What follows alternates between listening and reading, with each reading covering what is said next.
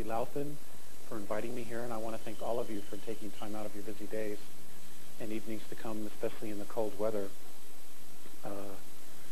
We came down from Boulder, and it was a high of 9 degrees yesterday, so this is a heat wave for us.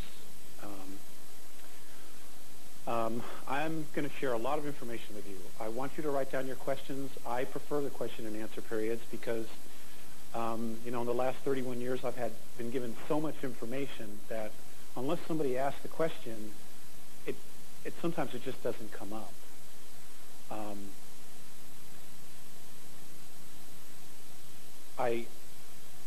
There are some real positive aspects to the information, and there's some information that is not very positive. There is absolutely nothing that we cannot resolve if we stick together. And what I mean by that is if we don't turn on each other. And that is definitely something that they are trying to do, is to divide us. The problems that we have in the world on a government level are just a symptom of a much bigger problem. And I believe it was Bill Cooper, much to his credit, who said several years ago, when you put the ETs in the middle of this thing, it all makes sense. And he's absolutely right. I'm going to be presenting to you the Andromedan perspective of what's going on, who we are, and about some of our past history. Now, they have comments about all of our history. And I promised Pat that if you ask me the question, I will give you their perspective. Okay. I've been a contactee for 31 years. It hasn't been consistent for 31 years. It has been consistent since 1985. The first contact was in the Upper Peninsula of Michigan in a place called Woodstock. In 1964, I was on a family picnic. I went out to play with cousins, and we laid in the grass, and the next thing I remember, it's nighttime. They could not find me. I had missing time. I didn't remember anything until age 14. We went back to the area where I had been sleeping. My body print was there. My mom, my dad, a state trooper, Michigan state trooper, had swore up and down they had looked for me and I wasn't there. So it was just one of those dilemmas. I got a spanking anyway, so it didn't matter. As far as I was concerned, I was in trouble. It wasn't until age 14 that I had gone to bed. It was in August, just a normal night. And I woke up and I was lying on a bed, on a platform. And there were 2 men standing over me, a very small, short one, and a very tall man. They were both very, very handsome. On a soul level, I had absolute recognition of who they were. And their skin is light blue. Morenet, who's a very tall gentleman, is more light blue. Theseus, who's the shorter one, is much older. His skin was almost white. It had almost lost all of its blue pigmentation. The Andromedans are a very, very old race. Apparently, all of the human race comes from Lyra. And there's a lot of other information out there. Billy Meyer talks about this as well. It's been confirmed. Now, the human race did not originally exist in Lyra. It came from some other galaxy. But that's the first place that it evolved here in our galaxy. I want you to be really clear about that. According to the Andromedans, there are over 135 billion human beings in the 8 galaxies that are closest to us. Now, there are also other races out there. Some of these races have had a lot of conflicts with the human race. And that conflict continues. But there are things that are happening that hopefully will alleviate that problem. And it's not that any one race is more than another. It really comes down to philosophies and things like that. Gosh, let me get my notes here.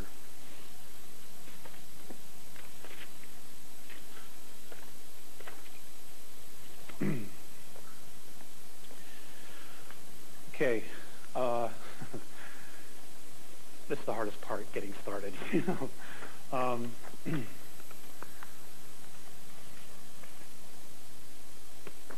The Andromedans are a telepathic race. Morine has, over the last 10 years, learned to speak.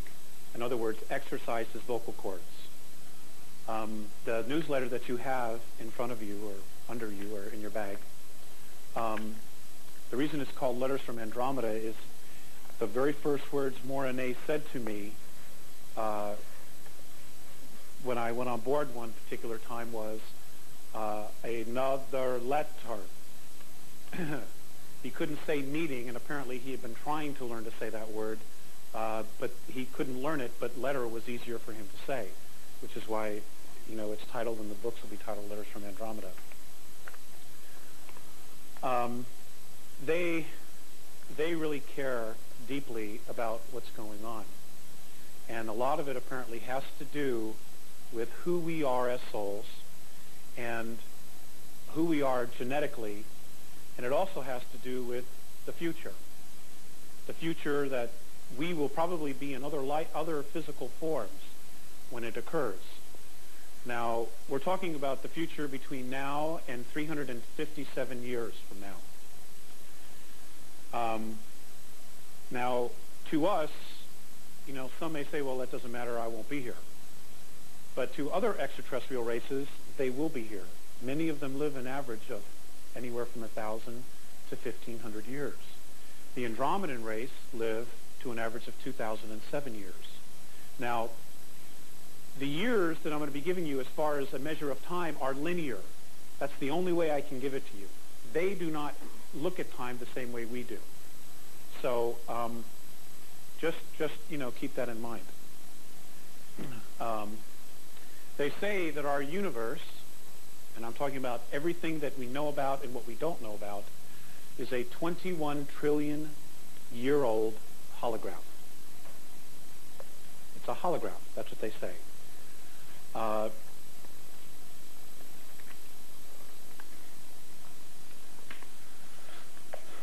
They say that all the matter that is in our universe came out of black holes. And how they've described it is that there was a universe that was evolving. And when they mean evolve, that means that the frequency of that universe continued to evolve. And what happened was, I'll try to make this as dark as possible, guys, for you. Would it prefer to be red? Okay, okay.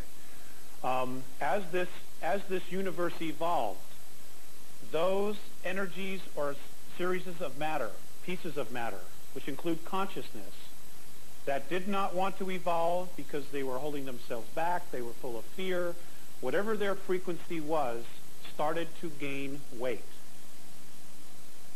They got heavy. And what happened was they formed sacks of matter.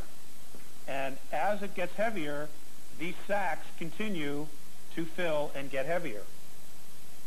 So what happens apparently is as this raises in frequency, and I'm talking about color and sound. They say that everything in our universe is made up of color and sound. These areas, these pockets of resistance that have gained weight at some point break and explode out like this. They say that the Big Bang Theory is correct in its simplicity, but under every galaxy, apparently, there is a black hole, which is where everything came out of. So everything in our universe, all the matter in our universe came from someplace else. That includes us as well. They say, the Andromedans say, that there is no age to us. So you can take that any way you want. But there's no age to us. That we truly are infinite. Now, this scenario is apparently what's beginning to happen now in our universe, 21 trillion years later. It's beginning to happen all over again.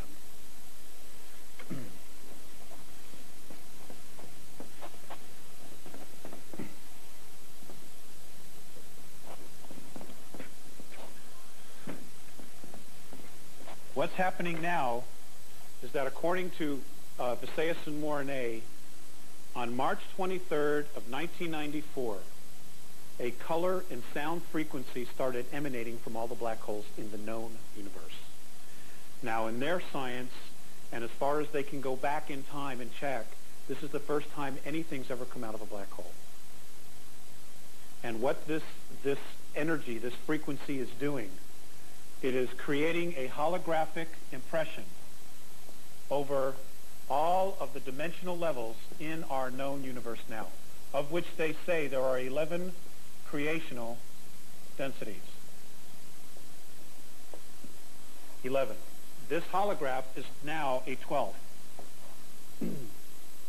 Now they say that it has one frequency. It does not carry a duality. And what it's doing, it is literally pulling all the dimensions up. Now, this is the most controversial part.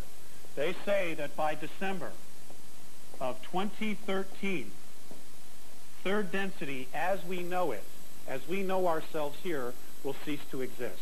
It is imploding on itself because everything is being drawn up. Everything. Those on the 11th are going to 12, 9 to 10, etc., etc. We are supposed to go to 4th and then to 5th, like this. Now, in the Andromedan perspective, 4th density is a consciousness.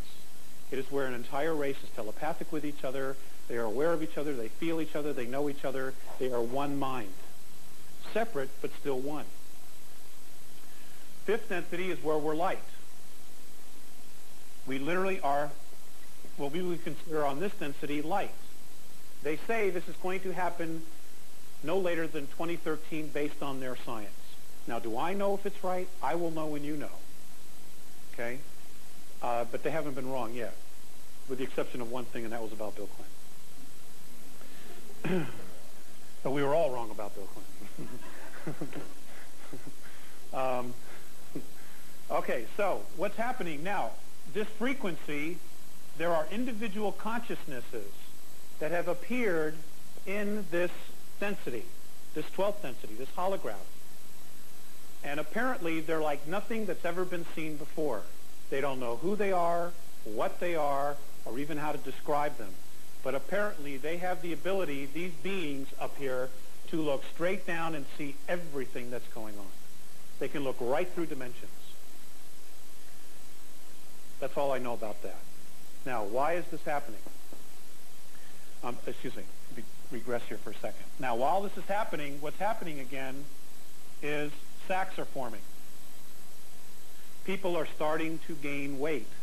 Essences, spirits, consciousness are starting to gain weight. That's because the frequency is pulling everything up. Now, what's happening is that those energies that are regressive, and that's the best word I can use. I don't want to say negative or dark. I will say regressive. They are starting to freak out. Big time. Now,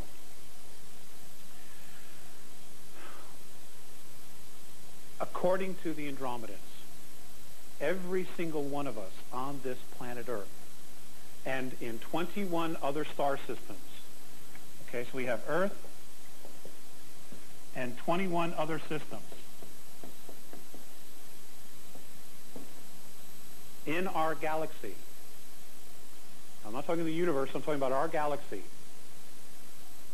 are apparently a group of beings, individual consciousnesses, that apparently had evolved some trillions of years ago to the 11th density. And then somebody came up with a brilliant idea to drop down, to fall into the concept of time and experiment with our thoughts creating physical matter. So apparently they say that a large group of us dropped down into third density. There's a lot of this I don't understand. But what happened was when we got to here, we found a particular race, or races, that had a very specific genetic coding. Now, I know extensively about Earth, so that's all I'm going to deal with. is those of us on Earth. Apparently, what happened was Earth is at the very tail end of our galaxy, and it's along a trade route that leaves our galaxy to goes to Andromedan Galaxy. It goes to Saras, which is another one that's away from us, that apparently is visited very frequently. And what happened was we found a race that had a genetic coding of 22 different extraterrestrial races. Now,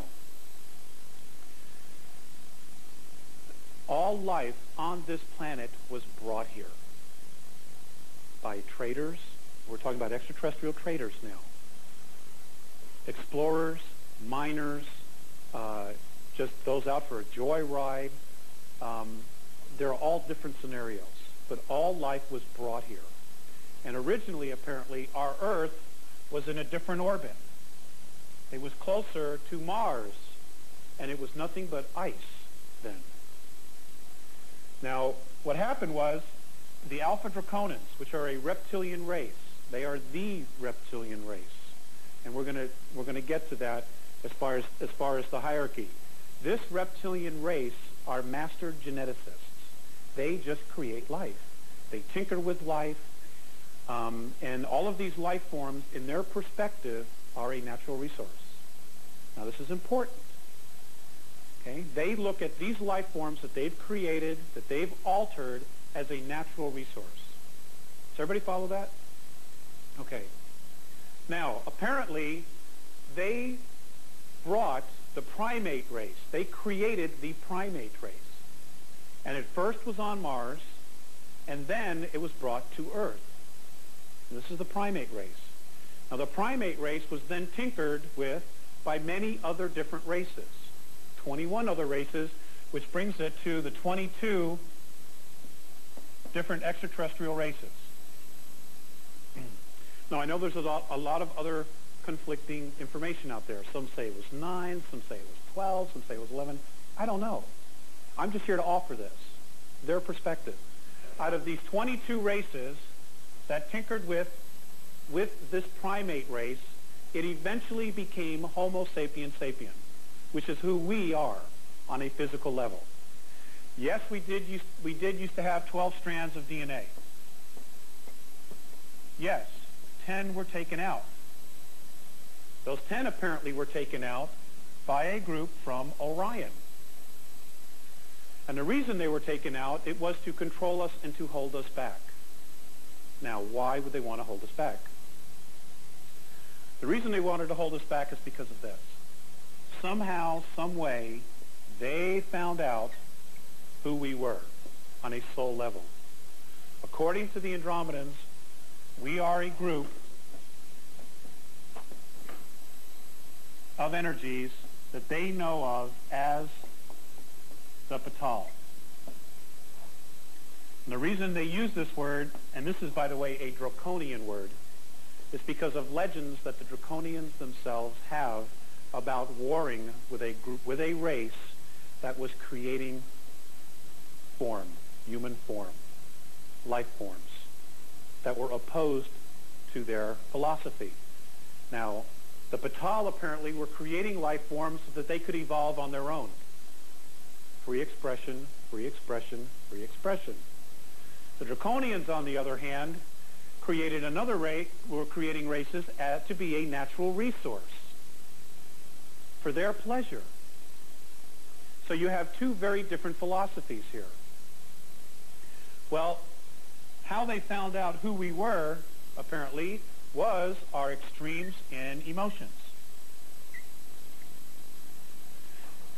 We are very, very different than all the other races. Very different. Even the Andromedans do not understand how we could hate 1 minute and then 5 minutes later be forgiving and loving and snuggly and cuddly. They don't understand it. On one trip on board one of the craft, Morane came to get me. I was brought back. Visayas was there, and he was watching a television. Well, it would look like a television. It was sitting in the middle of the room.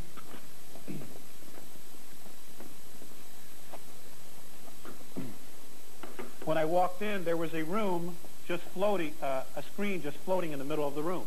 and he was standing there watching it. And he was watching a news broadcast of something that was going on in Chicago, where a policeman had shot a black man and then had run up behind him and then tried to save his life.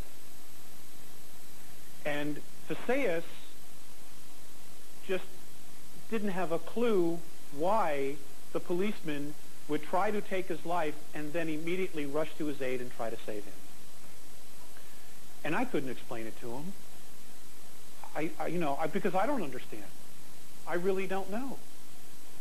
I mean, so, they're perplexed. How we could be this incredible race and have the abilities that we have and be so hell-bent on destroying ourselves. They don't have a clue. And after having been with them for so long, even my perspective has changed a lot in that respect.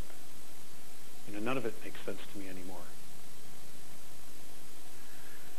Another time I came on board, and Mornay was looking out of a window at the Earth, and he had all these meters, and he was looking at the atmosphere of the Earth. And I said, well, what is the matter? He looked very sad. And he said, don't they understand that all of this is here because they needed it? They don't understand how we can just destroy our environment. They just don't understand. It's not like we have another place to go. We don't. There's no Greyhound to Mars, well, there is, but we can't ride on it.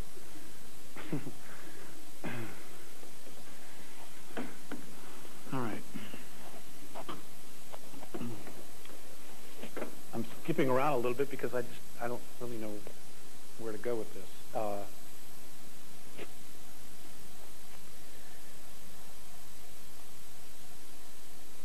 We have the ability, each one of us, even though we may not feel like it, on a spiritual level, on an energy level, we can time travel, we can go forward in time, we can go backwards in time, we can literally create anything without technology.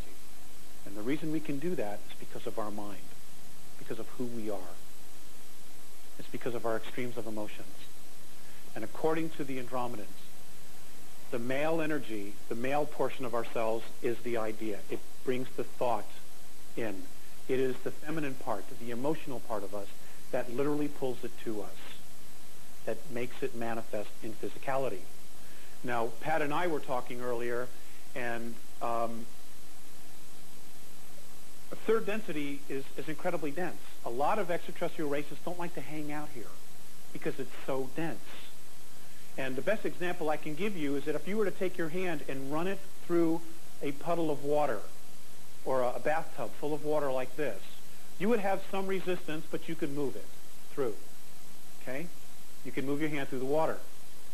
They view third density as that same bathtub but full of jello. You put your hand in that jello and you try to go from one side to the other, there's a lot of resistance. That's how they view third density.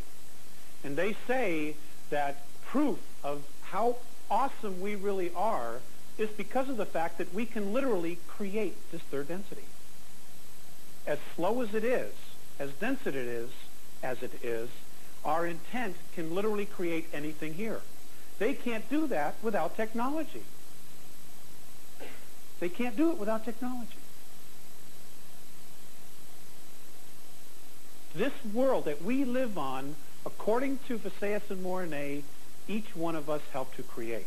It literally is us, and we are it. We're one. We literally are one. We created this place. And they don't understand why we want to destroy it. Now, the hierarchy. There are two schools of thought, and I'm just going to deal with the galaxy, in our galaxy. There are the regressives.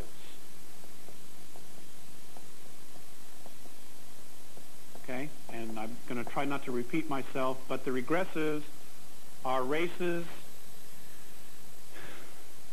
that just carry fear. They carry fear, which is why they want to control. The hierarchy of this race is a group from Alpha Draconis.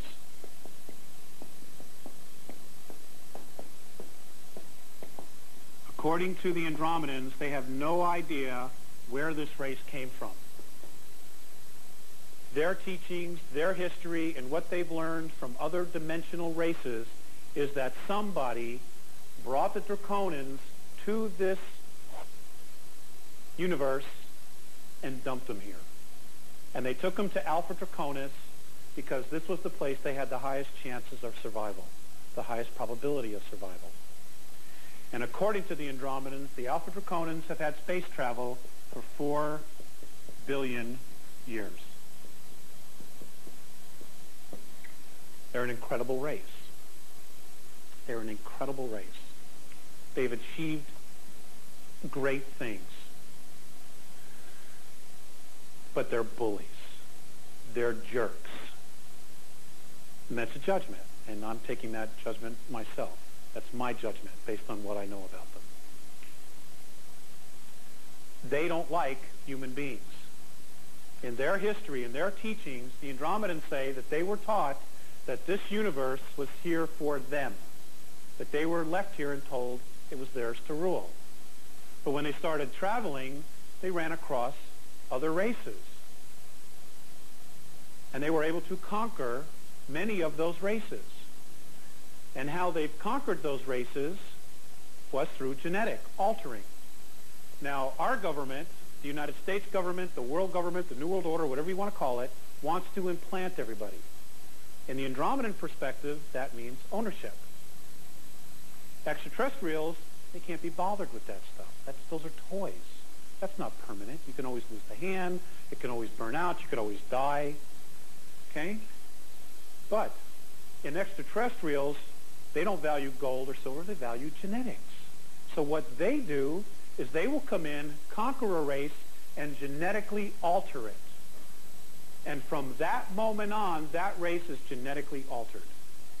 And it is the genetics that they put inside these races that alters their frequency, their sound, their thought, everything about them. Everything about them is then altered if they move into a physical form. Does everybody follow that? Hello? Okay. No? Okay. Thank you.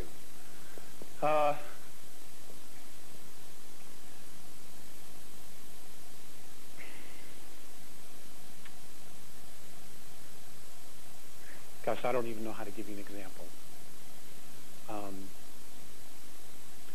The best example I can give you are the Greys. Apparently the Greys were much more human-looking at one time. What happened was they, as a race, were captured approximately 893,000 years ago, leaving Zeta 1, Zeta 2 to go off on their own and do their own thing. This is very common amongst other races, that they do this. This is how Earth got colonized by many different races. They were just out there exploring. Well, what happened was they got captured by a group in Orion that was already under the control and genetic manipulations of the Alpha Draconians. The Orions captured the Greys. According to Mornay, the first thing they did was they slaughtered almost all of the women. Now, the reason they do that is to control the birth process. And what they did was they started to genetically alter the women, the females of that race, so that all the children born after that were genetically altered. Does everybody understand that? They were different in some way than they were before. The men were enslaved, and they were made to work mines. They were made to do all kinds of different things. They were slaughtered, absolutely no regard for life. They were a natural resource. The Greys themselves became a natural resource. Now, the Greys, I'm told, would absolutely love to be free of this hierarchy. But what they've done is they've continued to propagate the problem. Now, we've been told that they've been here for thousands of years. According to the Andromedans, that's a lie. They got here in 1931. But because of their ability to time travel, it looks like they've been here thousands of years, because they can go backwards in time. And by going backwards in time, you can literally alter the consciousness of any race. You can alter any event. And that's exactly what they've done. Now, they're not the only ones who have done this. There's a group from Sirius B that have also been tinkering with this. Now, it took me a long time to really understand why it is they wanted to do this. And the bottom line is, it was to control us. We have things that they want. Okay, we have the benefit of apparently being on 11th density. That means that we've covered a very large area of growth, of spiritual growth, of evolvement, which is why our extreme of emotions is so big. They want that information.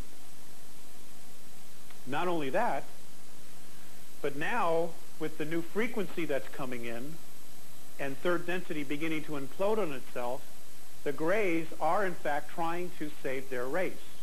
According to Mornay, there are really only 2,000 real Greys left. Everything else are clones. They're robots. That's all. They're organic robots. They do not carry a life force, in essence, a spiritualness about them. They're robots.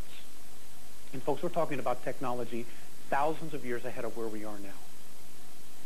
Thousands of years. Now, the reason the Greys are doing so many abductions is one for genetics. Okay, they're trying to bring their two races together. Okay, this information is correct. The other reason is that during an abduction, stick person, okay, we all know what the energy field is, the aura. Does everybody know what the aura is? It's around everything that is alive. What they're doing is, once they've created a hybrid, the problem they're having is they can't keep it alive. And the reason they can't keep it alive is because spirit will not attach to it. The life force will not attach to it. So what they're doing is they're abducting the mothers, and according to the Andromedans, most of the hybrids are female, by the way. There are very few males.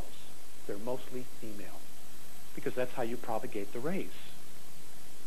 And in our ancient history, you know, the royal line of a family was charted through the mother, not the father, because you always know who the mother is. You don't always know who the father is. Well, what they're doing is they're peeling the vital body of the mothers, the children, which are mostly females. They're containing it. They have the ability to contain this life force. And then what they're doing is they're feeding it to the hybrids. They're feeding the vital life force of the children and the mothers to the hybrid of the same lineage. Okay, they take an egg from the mother, they create a hybrid. They come back and they take the vital bodies of the mother and the female children, and they continue to feed it because they're trying to create soul. Does everybody follow that? They're trying to create a soul, and they just can't do it. So they're desperate, which is why there's just so many weird things happening. I mean, that's just one of the things. You know, there's no black and white to this. This is a huge, complex, gray conspiracy within a conspiracy within a conspiracy. It's just bizarre stuff. And why we agreed to do this, I have no clue. So what's happening is this is not working. So the races are dying. Now, what the Greys have actually done, because they're having problems here, is they have been abducting children, and many of the children are like not here anymore.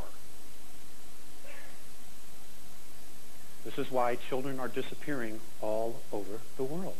They are vanishing without a trace. Some of them Some of them are being taken by the Greys. Westchester County, New York, the last 3 years, 5,000 children have vanished without a trace. Without a trace. The government knows what's going on, but they're harmless. They can't do any. They're helpless to do anything about it. And the reason they don't want to bring it up is because they let the bastards in here in the first place. They cut a deal. They cut a deal. They sold us out. And I got a lot of energy on it. Because I have friends who want to know where their kids are. Now,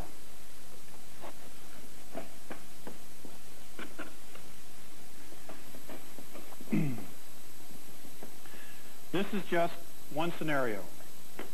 Apparently we've been manipulated for 5,724 years now. We have been manipulated. Beyond belief, we've been manipulated. Lights are hot. To make matters worse, we've had technology, free energy technology, that has been withheld from us. So in the last 100 years, we have totally trashed our environment. Now, there's so much. I'm glad we have 3 hours.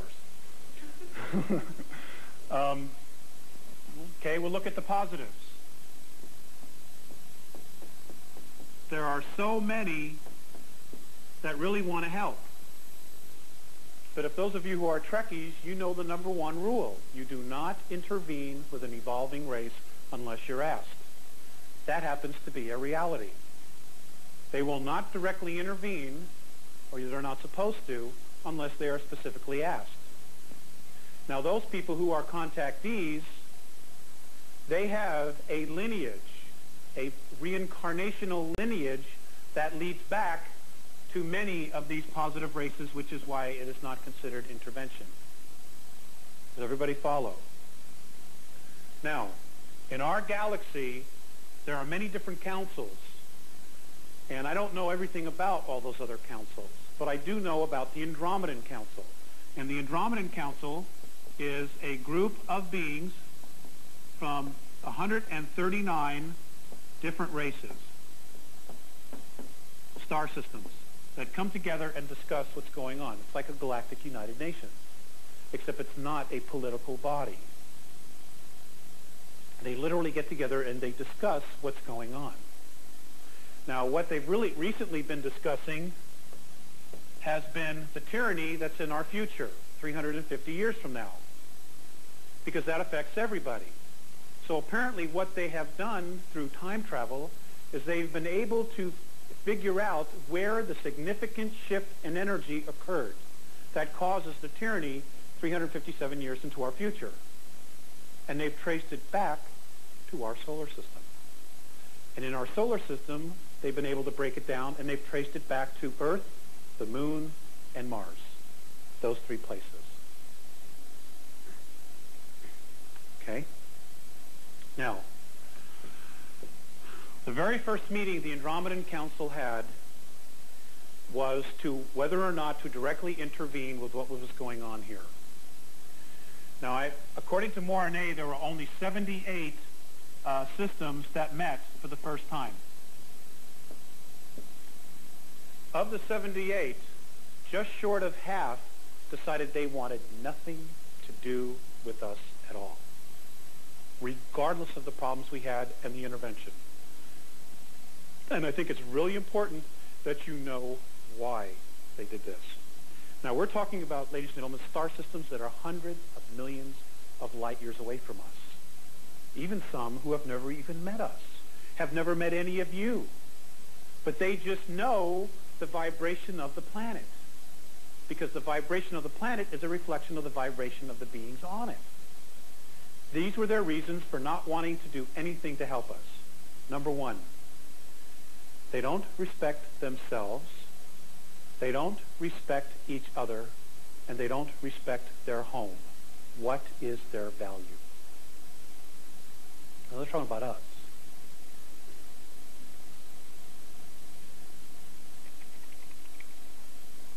I was pretty depressed.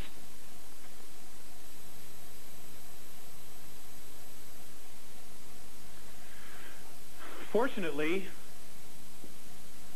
a better portion of 50% thought that because of we have been manipulated for 5,724 years, that we deserved an opportunity to at least prove ourselves, to at least have a shot at proving the less than 50% right. So, the Andromedan Council has passed a directive. I don't know how they're going to carry it out, but they have ordered all extraterrestrial presences, whether they're benevolent or not, off our planet no later than August 12th, 2003. They want everything that's ET in the planet, on the moon, out of here. And the reason is they want to see how we're going to react and act with each other when we're not being manipulated. And folks, you are being manipulated. We are all being manipulated. And my first suggestion to you, if you want to do something about it, is to throw your televisions away. And I can't tell you how sincere I am about that.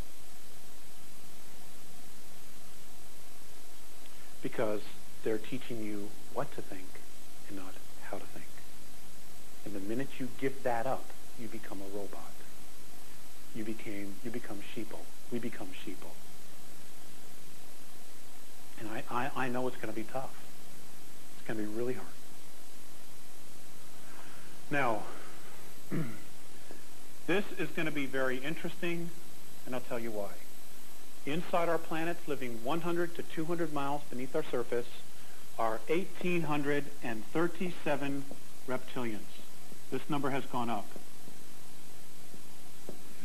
They've been here apparently a very, very long time. There are 17 human beings from Sirius B living inside the planet. There are 18,000 gray clones living inside the Earth and on our moon. The real grays, the 2,000 that are left, most of them are living on Phobos, the moon of Mars, which is an artificial satellite, in case you didn't know. Okay? It's an artificial satellite. There are approximately 141 Orion group beings here who are made up of 9 different races.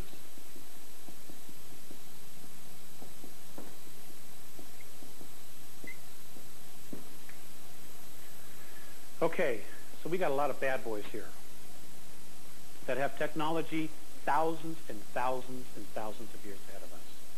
It is estimated that the Greys themselves have technology. Now we're talking about clones. Most of them are clones who are being controlled. That have no essence, they have virtually no emotions, all right? That have technology 2.5 thousand years ahead of us. That's a scary thought. Then you've got the Orions, who control the Greys, who are approximately 3.7 thousand years ahead. Nobody really knows exactly how far the Draconians are, because they're incredibly elusive. Syrians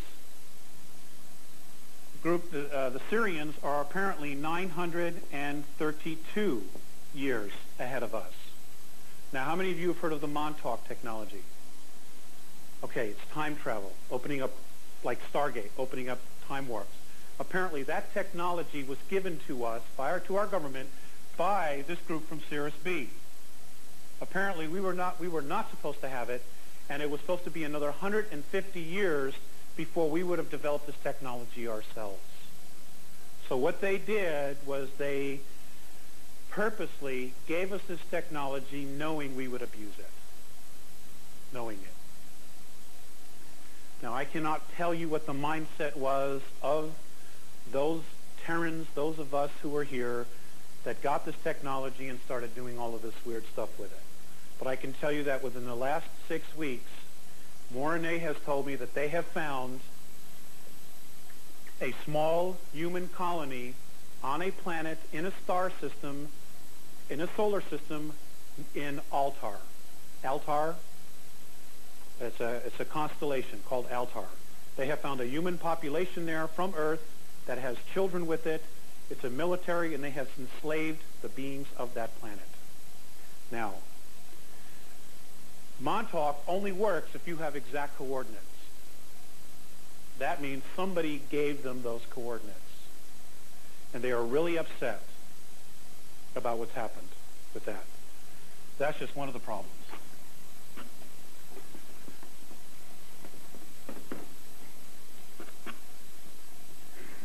And the other problem that's evolved from this, we'll take a short break here in a minute.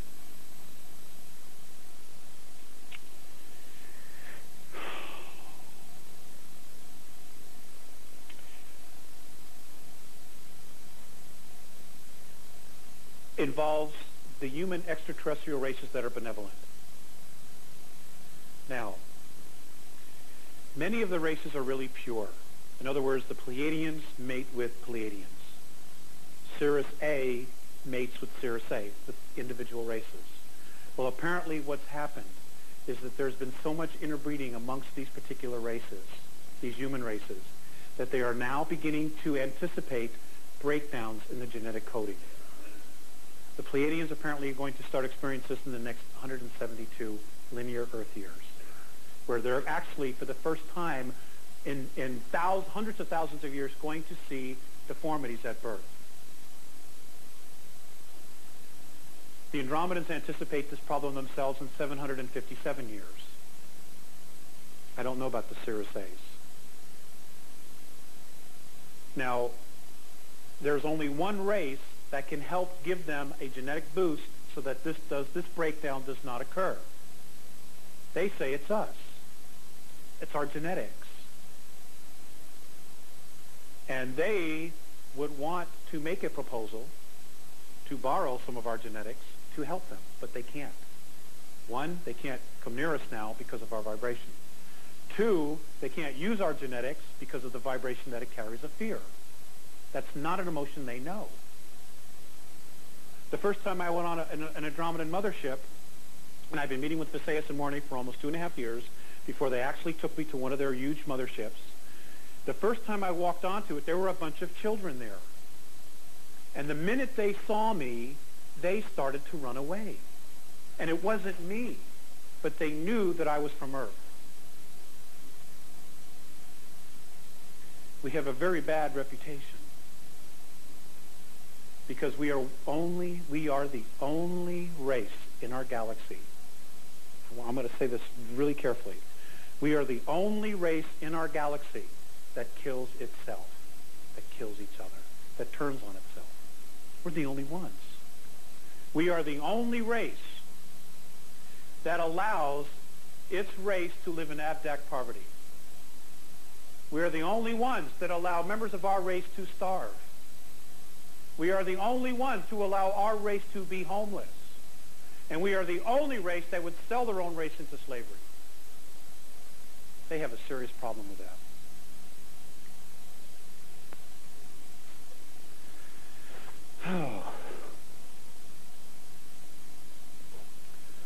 Now, I know this is hard. You know, some of you may think, this is just absolute disbelief. Well, I want you to know something. Your chair does not have a seatbelt. You can get up and leave any time you want. In fact, I would insist that you exercise your free will to do that. And I mean that.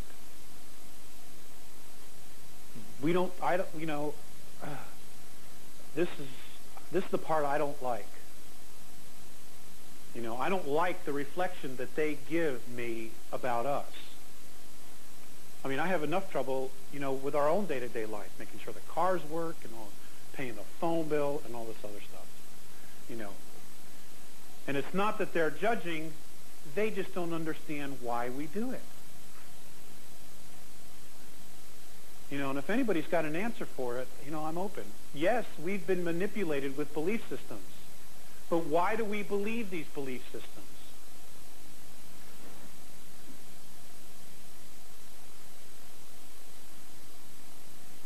take a break. I need a break.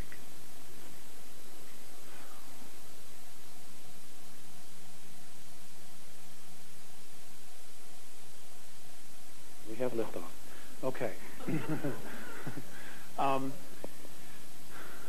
Just before the break, I said something to you. Now, I've asked a lot of questions about Earth and about religions and about our history. And one of the things that, Morine has this really great way of mirroring back my questions in the form of a question. And one of the things that he mirrored back to me was it was a question regarding a particular history of religion. And his response to that was, it is not so much what you believe in, but more so why you believe it. I understand somebody told me today there's a book published about that. Recently somebody wrote a book.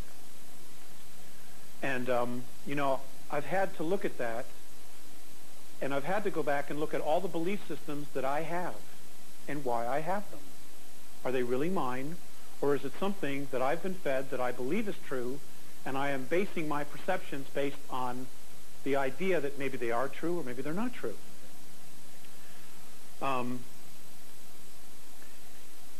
That's something that each one of you need to do individually.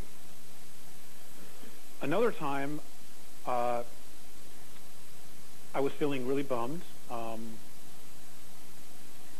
There were a lot of things going on in my personal life that just weren't that great. In fact, they stunk. And I was really down, and I had a contact, and I didn't want to come back here. I just flat did not want to come back. And I was very upset, but I was made to come back. And as I'm walking away, I heard Visayas' voice in my head, who's the other Andromedan. And I turned around, and Visayas looked at me, and he said, "Alex, the love that you withhold is the pain that you carry, lifetime after lifetime." And folks, there's not a day that goes by that I don't think about that. That I don't look at every decision I make and try to get really crystal clear as to why I'm making that decision. And where is that decision coming from inside of me? Another time, I was talking with Morine, and Morine just turned to me, and he totally caught me off guard. And he said, "Alex, when you're having a relationship with yourself, where does the love come from?" He said, "When you're having a relationship with your family, where does that love come from?" And he said, "When you're having a relationship with the universe, where does that love come from?"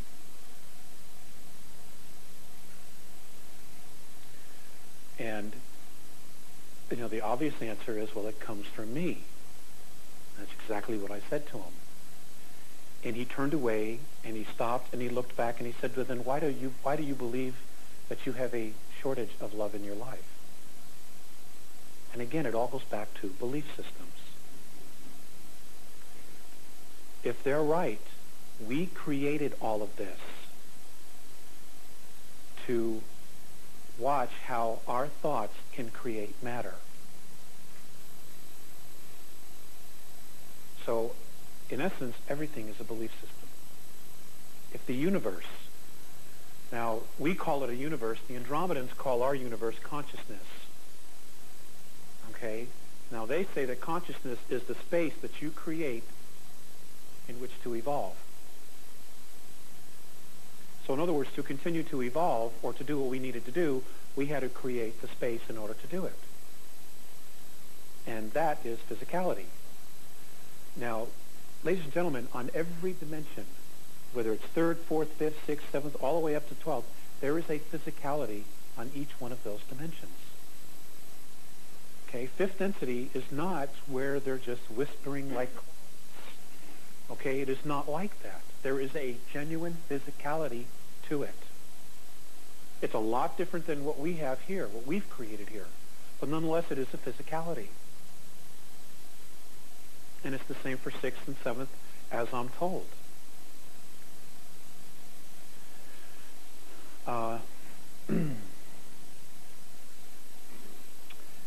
I wanted to get back to this hierarchy for a minute because I wanted to show you what was in our past and what it is today. All right, I wanted to show you the similarities so that you would see that, number one, history does repeat itself until we decide to break cycle. And two, it's always been the same. If you go back and look at history, if you look at Egypt, the Sumerians, the Babylonians, and you look at the Greeks, the mythology, okay, there is elements of truth in all of that. Now, in the ancient days, you had the gods. Okay? The gods. We know about the gods. Mythology is littered with stories about the gods. Warring with each other, the gods of man marrying the sons of God marrying the daughters of man. Okay? All through literature, ancient literature, there's stories of this. Then the gods would allow a select few, usually their offspring, who were kings or pharaohs, to rule in their place as they went scuttering about the galaxy. Bless you. Now the kings didn't want really much to have to do with the common people, so they had their priesthoods that would control information. They would control information. They would control the masses. They would accumulate wealth. The priesthoods made sure that the military kept the common people in order, or the masses. Okay? Whatever the dictates were, this group here made sure that it happened. That's the way it's been all through our ancient history. Okay? If you read Zechariah Sitchin's information, many other people, I understand there's an awesome book called The Greatest Story Never Told by Lana Cantrell. It's out of print, but if you can find it, Jordan Maxwell was telling me about it. The Gods of Eden by William Bramley. These are excellent, excellent books that are very well documented. Now, if you look at today, okay, we still have basically the same situation. The ETs are still here. Names and faces change, but they have the same mindset. Control, control, control. Okay, your pharaohs, what do you have? You have prime ministers. I'll just abbreviate. You have presidents. And in some countries, you still have actually a king.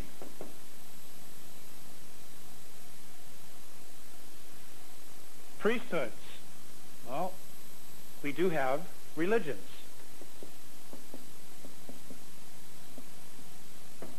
Okay?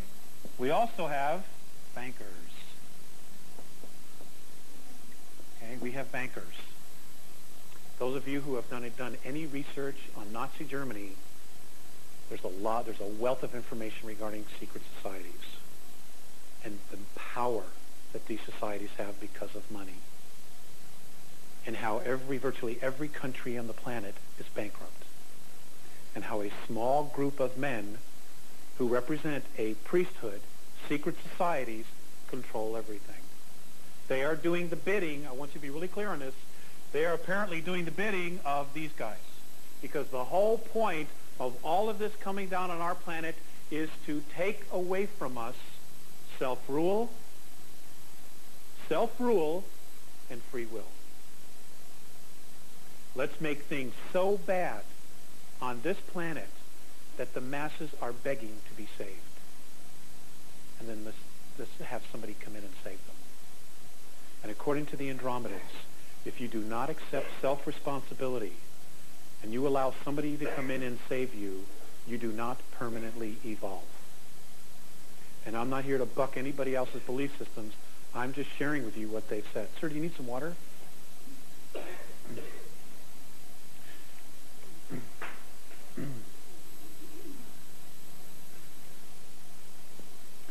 Okay, then you've got the military. Okay? Sorry for the handwriting. I'm getting a little loose here. Military You know, and what do you've got? You've got nuclear weapons. You've got technology that is absolutely far beyond anything we know. Okay? Mutually assured destruction. It's an interesting concept. You make one move and I'll blow you away. But at the same time, I'll blow myself away. All right? So we have 100,000 of these things all over the world. And then you have the masses.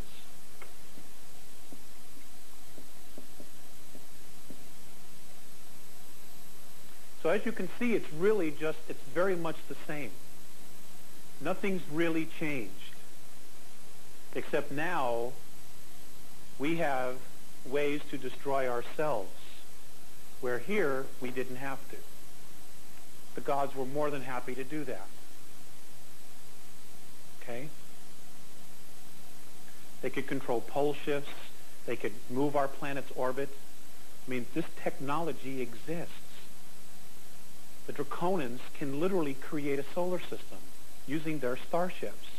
They can move planets. They can take moons, put them in orbits of planets. They can find a star. They can put things in the orbits around the star. They can literally create solar systems. Okay? There are races that have this technology. The Andromedans have said that around 2003, if all of the regressives are not out of here, that the first line of defense that they have is our moon. That they have every intention, and again, this is their perspective, they have every intention of taking our moon with a tractor beam and pulling it out of here, out of our orbit, and dealing with it out there.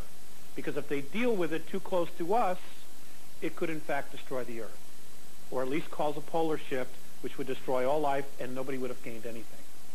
We would have been the big loser. Now, what would happen if they did that? I asked that exact question. He said, well, you would have no tides. And he said, if you were really upset, we could always give you another one. It's really that simple to them. It's not to us, but that's their perspective. So we need to look at things as not permanent.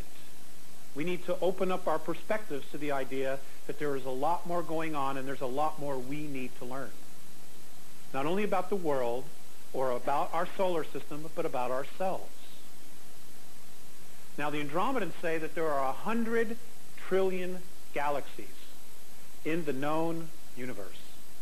100 trillion. It's a lot of zeros. You know, another 30 years, that'll be our national debt.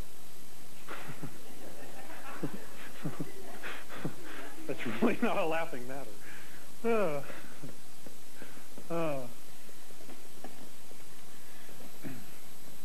Now, what I want to do at this point is I want to get to the slides. I want to talk about the moon and Mars. Our moon, according to the Andromedans, is an artificial satellite. It absolutely positively is.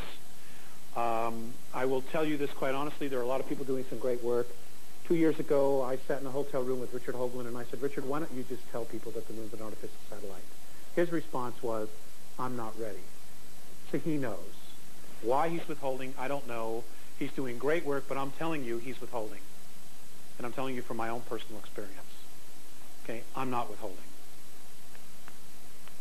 You know, if they have a problem with it, it's their problem. According to the Andromedans, our moon came from a star system from Ursa Minor called Chauta. It was one of 4 moons in a solar system that had 21 planets, and our moon came out of orbit of the 17th planet in that 21-planet system. It was brought here with others during a war. Our moon's first location in orbit in our solar system was around a planet called Moldek, which is now the asteroid belt. Our moon had survivors on it.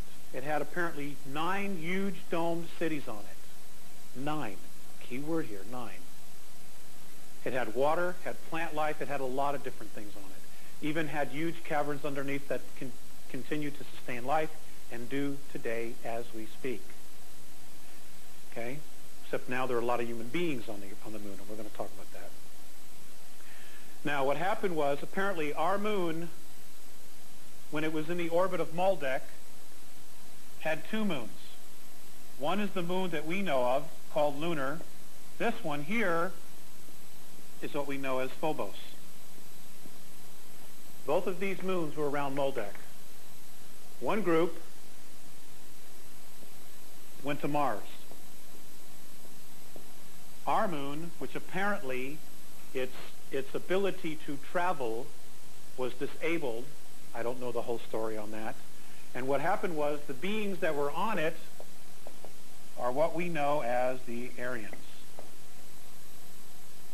the white race. Does everybody follow me so far? The Pleiadians apparently helped get this vehicle, which we know as our moon, operational, and they came into orbit, which is now our Earth. So the beings that came here on our moon were Maldekians. Does everybody follow that? Maldekians are one of the lost tribes of Hira.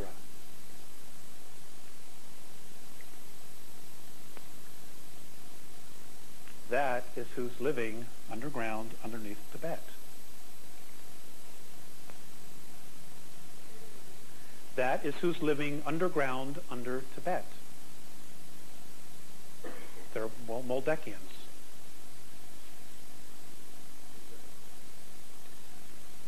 Basically, they pretty much stay to themselves.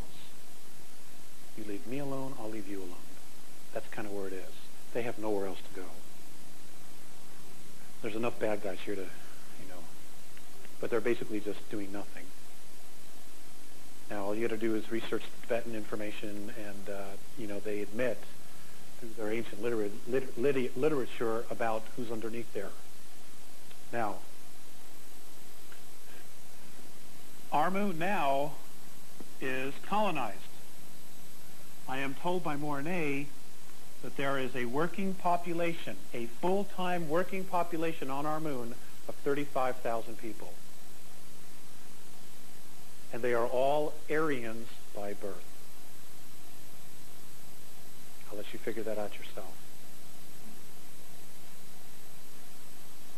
There are no blacks, Hispanics, Chinese, Korean, Japanese, Italians. They're all Aryans by birth. Now, in our the UFO literature that's going out, we are told that there are a lot of different groups. This is the part that makes me the most nervous. According to Mornay, now this is the Andromedan perspective.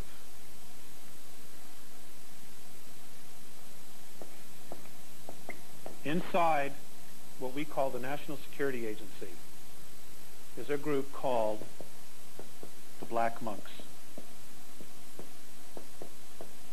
These are human beings, but they completely interact with all the ETs. Mornay has said that these beings here are so implanted in extraterrestrial belief systems that they are no longer considered Terrans, Earth humans. Okay? They're just not one of us anymore. And underneath this group, there is what is called Blue Moon.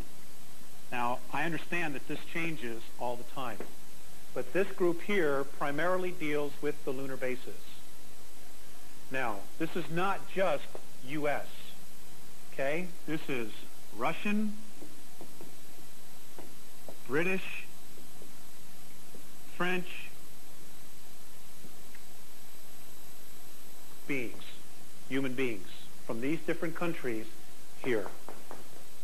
Okay? Now, what you've got above that are bankers. Okay? All they had to do to create this stuff was they needed the money. And those of you who have researched the Federal Reserve, you know how easy it is to create money if you're them, not if you're us. Okay? This group here deals specifically with the lunar bases, requisition, and whatever else is needed. Development of technology, especially that which is going on in the Manzano Mountains by the Department of Energy, the things that they're building for the moon, to be used on the moon. Now, underneath that, there's a group called Alpha 1 and Alpha 2.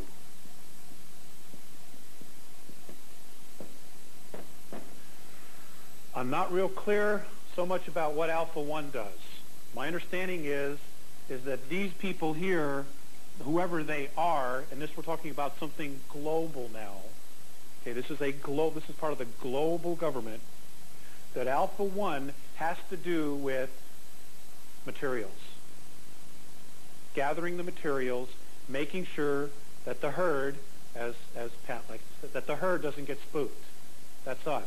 We're the herd. Okay? Alpha 2 deals with personnel.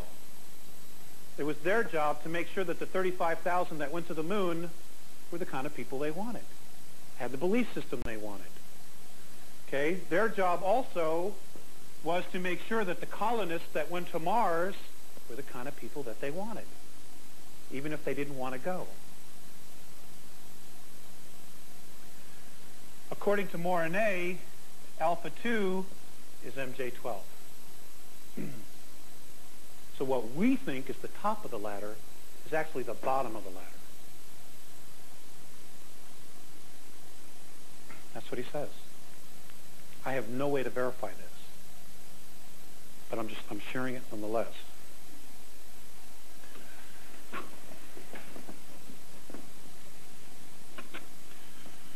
Okay, Mars.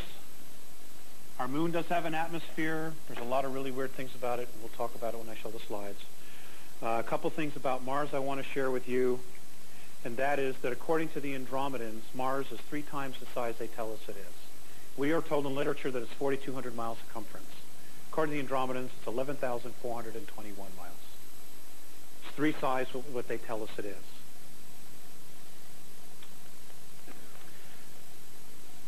In diameter, I'm sorry, diameter. This past March of 1995, in the San Diego newspaper, and I had this and somebody stole it from me, in the local San Diego newspaper, it published a report. It had a picture of Mars during the spring, you know, because it was at its closest point. It was a Hubble telescope photograph, really nice picture. It said that in 1971, the Viking orbiter discovered huge amounts of ozone in the Martian atmosphere.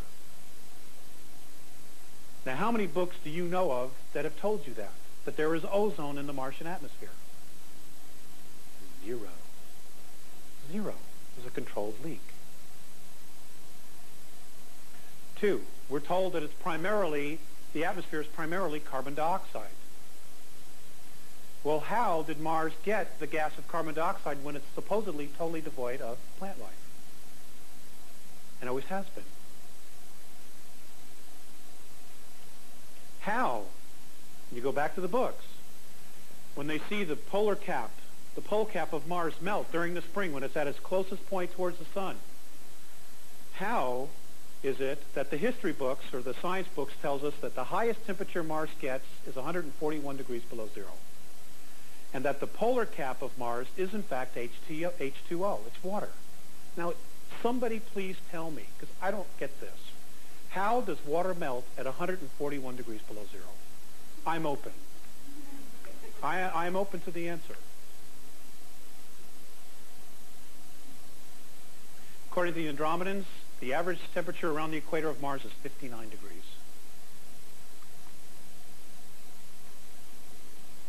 I haven't been there, but that's what they say.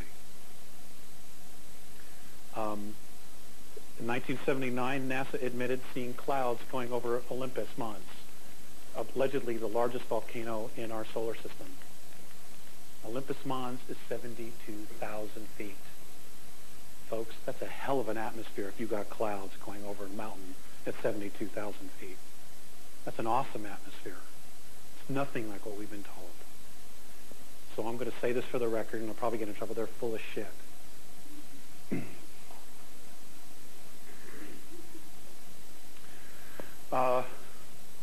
The monuments on Mars and things like that, the face on Mars, according to Mornay, that is a tomb. And I'm going to show you where they've had me look in another direction. Now that's in the northern hemisphere. I'm going to show you the southern hemisphere. There are apparently many monuments like that all over the surface.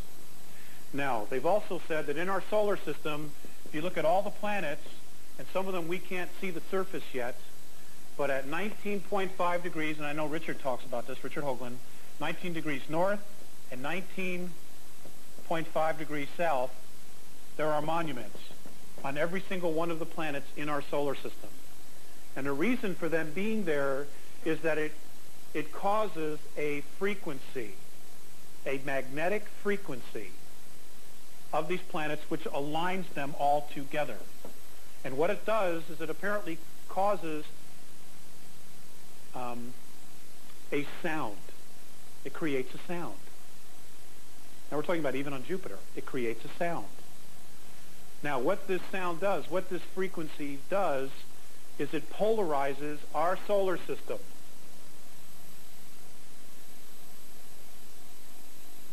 It just so happens, according to Mornay, that this polarized sound is in direct reflection, opposition to who we are as spiritual beings. In other words, we vibrate at a specific frequency. As long as these planets, our solar system, vibrates at this frequency, on a soul level, we can't leave. We're stuck. I don't understand all of it. And I even hesitate to bring it up because I don't understand all of it. But I'm sharing with you what little I do understand. Venus, the planet Venus, used to be one of the moons of Uranus. It was moved. Mercury apparently used to be one of the moons of Saturn. It was also moved.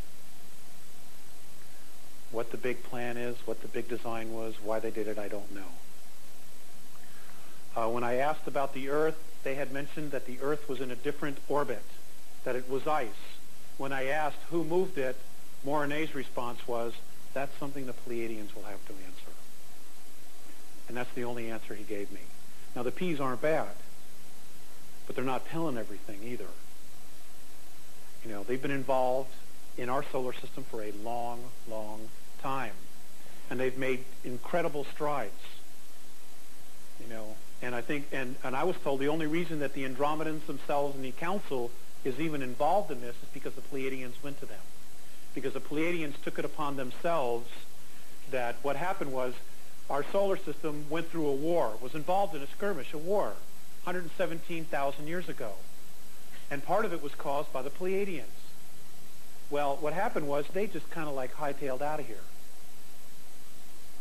And then some of them came back during Atlantis, and folks, Atlantis was an extraterrestrial colonization. It was not you and I, it was not Homo sapiens sapien as we know ourselves. They were ETs, literally ETs. And they devastated this planet in a war, and they just hightailed it out of here. They didn't take responsibility for what they did. They just split. And now they're having to come back and try to fix it. But the problem is when they came back, their past hit them square in the face. We are a reflection of who they used to be. And they're having a real hard time dealing with it. Because in order to fix this problem, they have to step back into the warrior space. And they don't want to do that because it's so destructive. So they're having to get some help.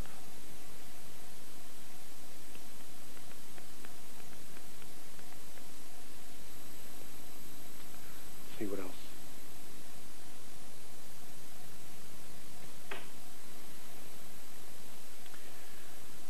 Okay, let's go to the slides.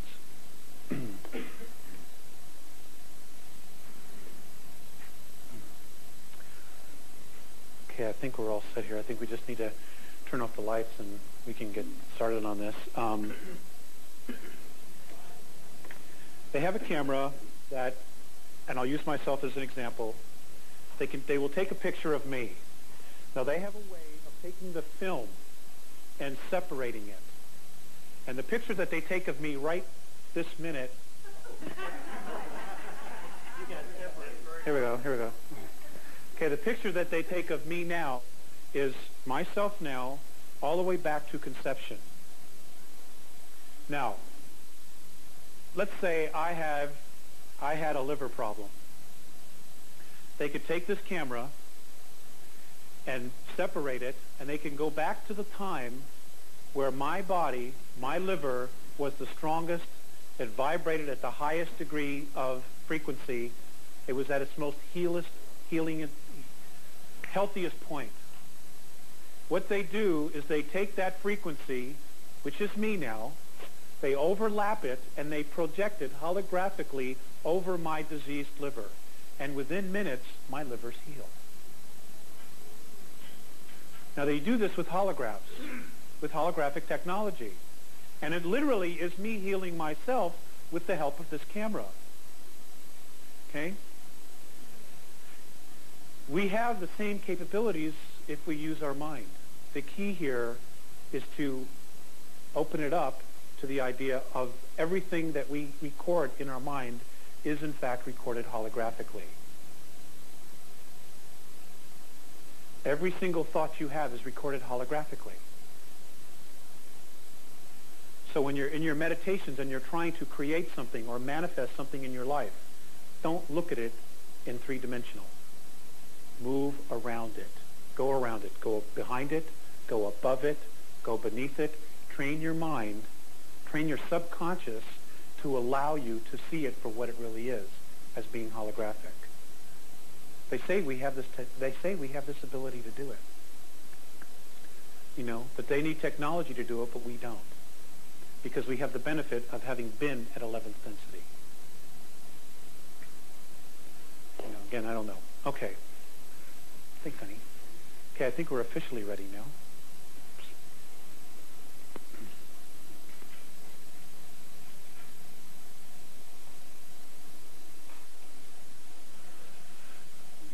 First slide, please. Okay. That is a blurry white light. Okay. Okay, ladies and gentlemen, this is a galaxy. This is, in fact, the Andromedan galaxy. Now, according to the Andromedans, and some of this I'm going to be repeating, underneath every galaxy is a black hole in which the consciousness came out of. They say that all of the suns inside a galaxy is a reflection of the consciousness of the beings that are in that galaxy. In other words, our sun is a reflection of us. Alcyon, which is the sun that our sun evolves around, is a reflection of not only us, but the Pleiadians, the Alcyons, Sirius, a whole bunch of groups of beings. In other words, we literally create these suns, this reflection of light, so that we can play this game in physicality. It's the only way to do it. Next slide, please. Okay, this is a rendition of our galaxy. This is approximately where we are. Now, as you can see, you know, we're talking about millions and millions of light years across. We are literally in the sticks. We are way at the end here. Okay. And, you know, in one way, that's really been a blessing, because if we were a lot closer here, we would not have had the opportunities we've had to self-rule. Because, ladies and gentlemen, in the regressive hierarchies of extraterrestrial governments, there's no such thing as self-rule. You do as you're told, or you're gone. Okay? Now, self-rule is really an experiment that's only been in existence 215 years. That's it. We take for granted the freedoms that we have. And we shouldn't. We are truly blessed to have had this opportunity. And we've had a lot of help in trying to maintain self-rule. Next slide, please. This is our solar system. These are some of the suns and other star systems that are close to us. There is life, physical life, and organic life in every one of these star systems. In fact, the Andromedans say that there is organic and biological life on 7 planets and 15 moons in our own solar system. Some of it we can't pick up because of our technology. It just isn't advanced enough. But nonetheless, it's still there. Next slide, please. Okay, our particular solar system, this is what's left of, apparently, Maldek, the planet that destroyed itself. Again, our moon used to be one of the moons here, and then Phobos, which is one of the moons of Mars, was also here. Next slide, please. Oh, let's go. Can we go back to that one sec? I'm sorry. Okay, never mind. The Galileo. It's okay. Okay, thank you. Okay. The Galileo, as you know, has moved into the orbit of Jupiter. I don't know how many of you are paying attention to this, but NASA has contradicted itself a few times. Number one, the pod that was supposed to go into the Jupiter atmosphere, it was supposed to burn up and implode on itself because of the pressure and the radiation coming from Jupiter. Remember reading that a couple days before? Okay? Well, the last report was, well, it's actually landed on the surface of Jupiter, and it's going to be sending information for a couple weeks until it burns up. Okay? Major contradiction there. It went from burning up in entry to now sending information from the surface. Well, what surface? Okay. Also, the remaining portion that's orbiting the planet itself, its major functions is to keep an eye on the moon Ganymede. That's very significant. Next slide, please.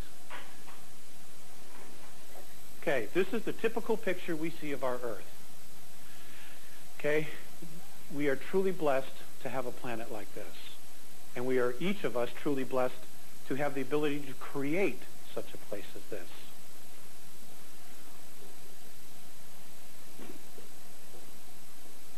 If the Andromedans are right, and we created this world so that we could play this game, then it is a direct reflection of us. And the Earth is sick because maybe we're sick. And we're sick because maybe she's sick. Next slide, please. Okay, this is a photograph that was published in Life magazine. I have it right here, November 10th, 1967.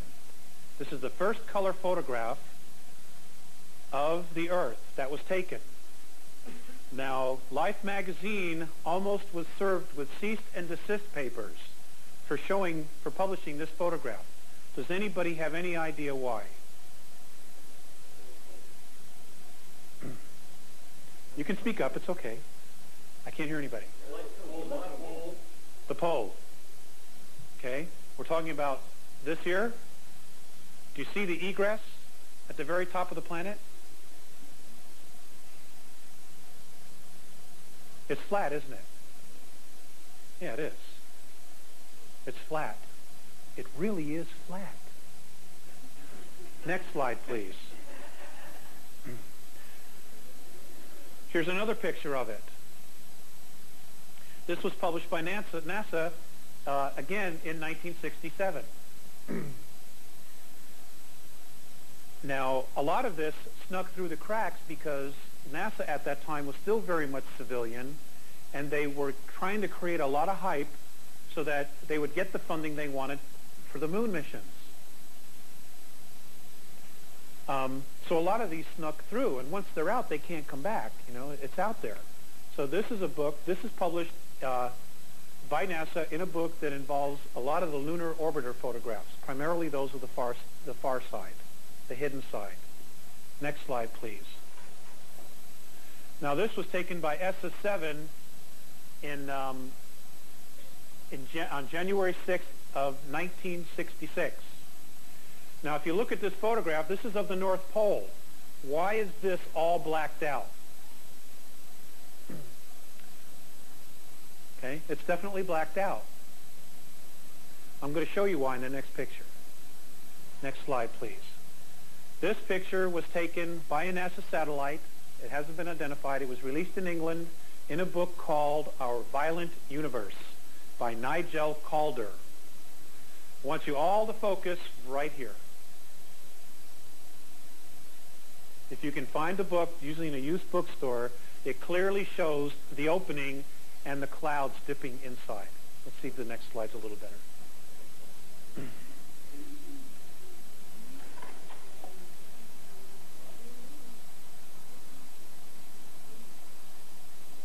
Ladies and gentlemen, if you can get the book, I'm going to make some pictures of this for Pat. And if he wants to continue to make them, you'll have to talk to him about it. I'm volunteering you, Pat. Ladies and gentlemen, it's there. It is just flat out there. This is where Admiral Byrd apparently went in. This is it. This is the deal right there. This is just north of Greenland, which is exactly where he said he went.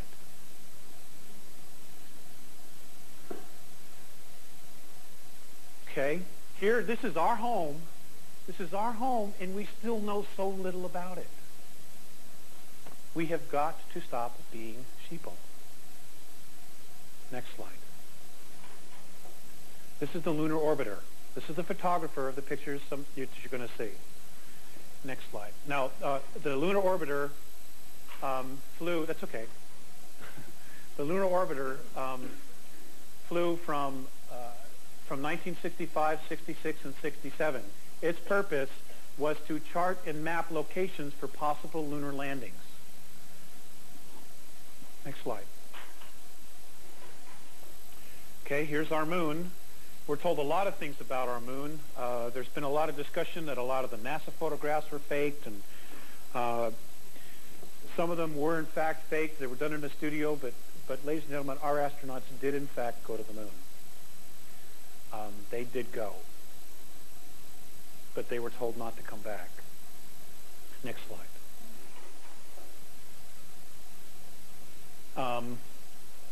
We didn't have all this super secret. The civilian portion of NASA did not have all this super secret technology that was given to it by ETs.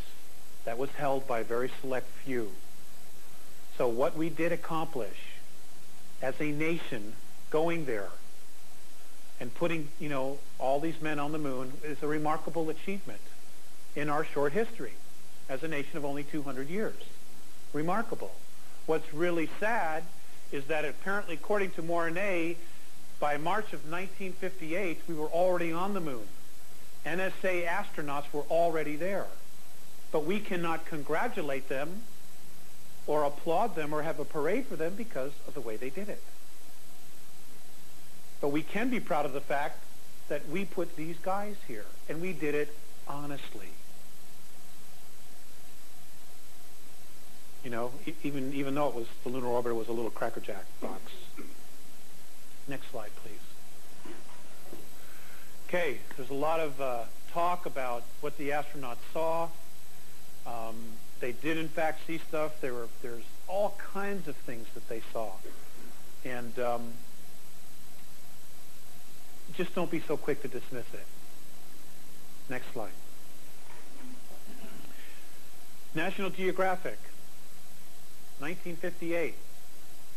This is NASA's rendition of what the lunar bases would look like when in fact we did colonize the moon. This is in fact a reality already. Next slide, please. Domes. This is how they would terraform probably parts of the moon. Or this is exactly what it was before when it came here from Ursa Minor. Huge domes with terraforming going on the inside, creating artificial atmospheres and habitats, just like what was created in Arizona. We have this technology. We have this technology. We've had it since the early 1960s to do this. Next slide. Okay, far side of the moon. 15 degrees south. I want you to look at the squareness. Look at this pointed top here. It's obviously been bombarded. Next slide. Look at the structures in here. Look at all this. Okay, this is what's left of a pyramid.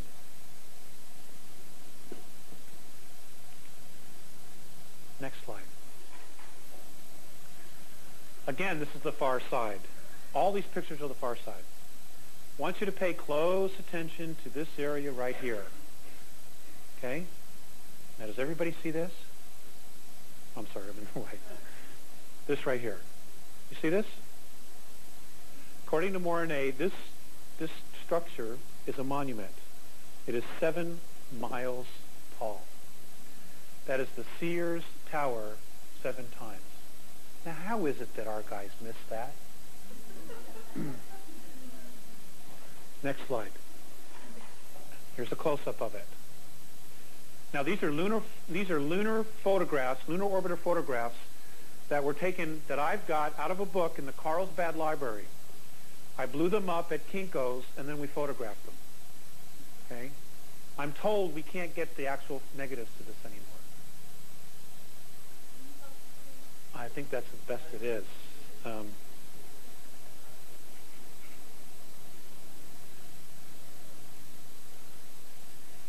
7 miles. Now, if you look at the rest of the train, can we go back just one? If you look at the rest of the terrain here, it's obviously very odd, isn't it? And some of the researchers that say that all of the moon has been bombarded by incessant meteorite bombardment, how is it that this has maintained its form? Next slide. Okay. And again. Okay, I hope you can see this one. Some of these are difficult. I want you to focus on this area right here, this crater. Now, can any of you see this structure here that totally crosses the crater? Can you see that? Do you see it? It's an arch. Okay. According to NASA, this crater is given a numerical order 1164A. They don't even give it a name. And according to them, it's 21 miles across. So this arch, and you can see the sun coming through here, this arch is 21 miles long. Now, that's an incredible architectural achievement. I'm open to the idea that a comet hit it just right, skipped underneath, and came out the other end. But it's a hard sell. Again, this is on the far side. How is it we haven't heard about this? How did they miss this? They got a picture of it. Next slide. Okay, on this particular slide, there's 2 things. I want you all to focus on this area right here, primarily these structures, and also just look at the sharp edges on this crater here. Next slide. Right here. Look at this. Doesn't this look like airplane hangars? Huh? At a base? Look at the edges on this crater.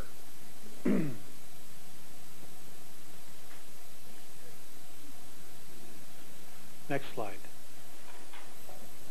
Okay. We are going to focus on this picture here. We're going to focus on this area right there. I want you to look at the rest of the terrain.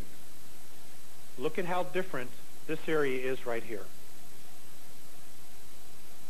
Look at how nice and lined up all of these objects are. Look at these structures right here, in behind it. Okay, I want you all to focus on that for a minute, or just for a few more seconds before we get to, it got blurry, before we go to the next shot. It takes some time to actually accustom your eyes to looking at things differently. Okay, next slide, please. This is a blow-up of it. That arrow's mine, I'm sorry. Okay, here, look at this. Look at this in here. According to Mornay, this is one of the New World Order bases on the far side of the moon. He says that these here, behind here, these are living quarters.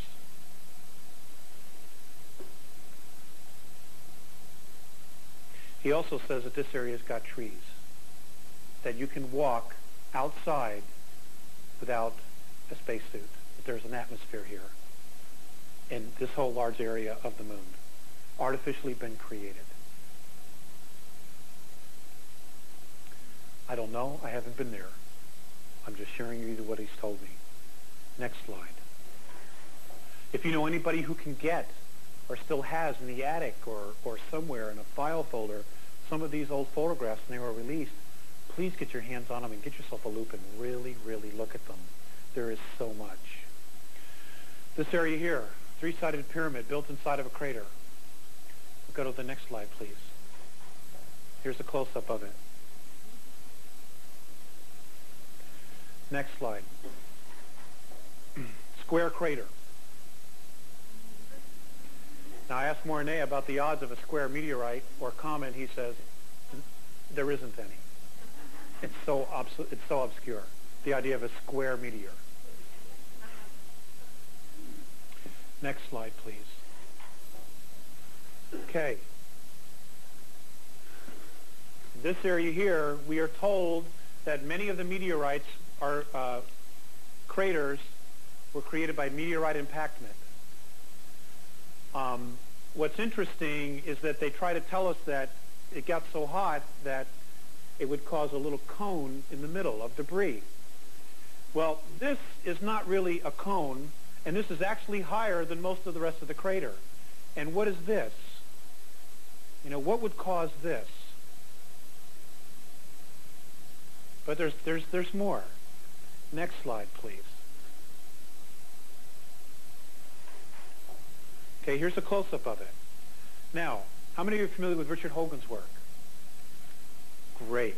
You know how he shows in his pictures what's left of the domes, you know, and how they used to glow. They had glass on them, and they were bombarded, okay, by incessant meteorite bombardment. Look at this. Focus on this right here. See how it's shiny right here on the top, and all the rest of it's been worn away?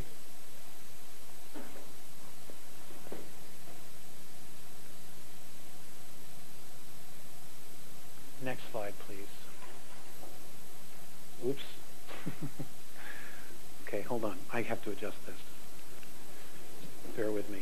Sorry, camera guys.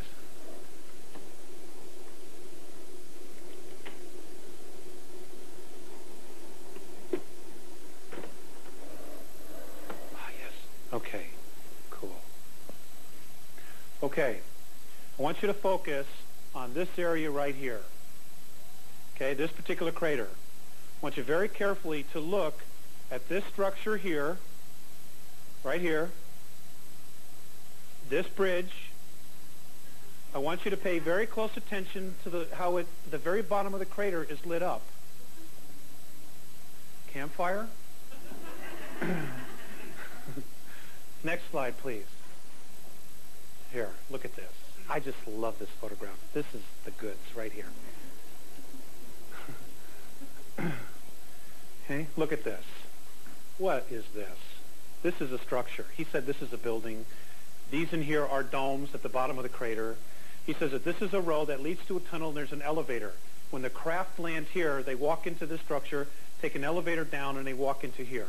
These bridges are what's left of other structures. Look at this. Just.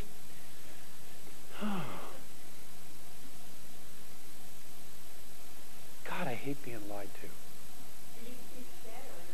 Yeah, there it is. You know that song, There It Is? There it is. I mean, it's there. Oh, that's even better. Up in here? Oh, up here? Over this.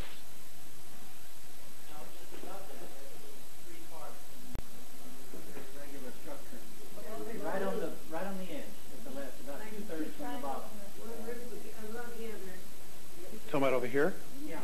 Well, let's find out. I'm open.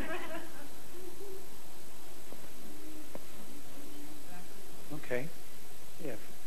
I'm gonna, Pat is going to have these. Okay, you'll have to work out the details with him, but folks, these are yours. You're free to do whatever you want with them. Just do something with them. Okay? Just do something. Because we've been lied to. You know, and they're about to really box us in, and it just isn't fair. Next slide, please. Okay, again, far side of the moon. I want you all to focus right here on this crater here. Okay? More so on this structure. Next slide, please. Okay, I just love this. Okay, look at this. That's right, and you can see that it's actually off the ground. Okay? I also want you to focus on this structure here. You can see the sunlight underneath it. Next slide.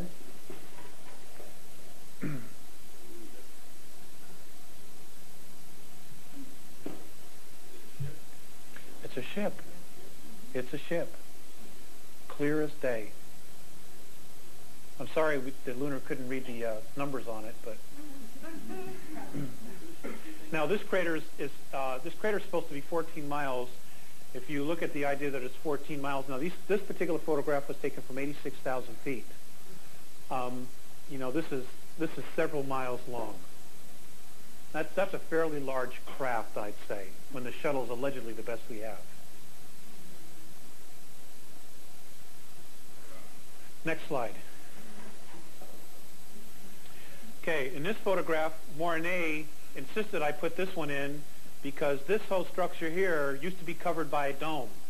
And this area in here was destroyed, he told me, by particle beam weapons that belonged to the Pleiadians.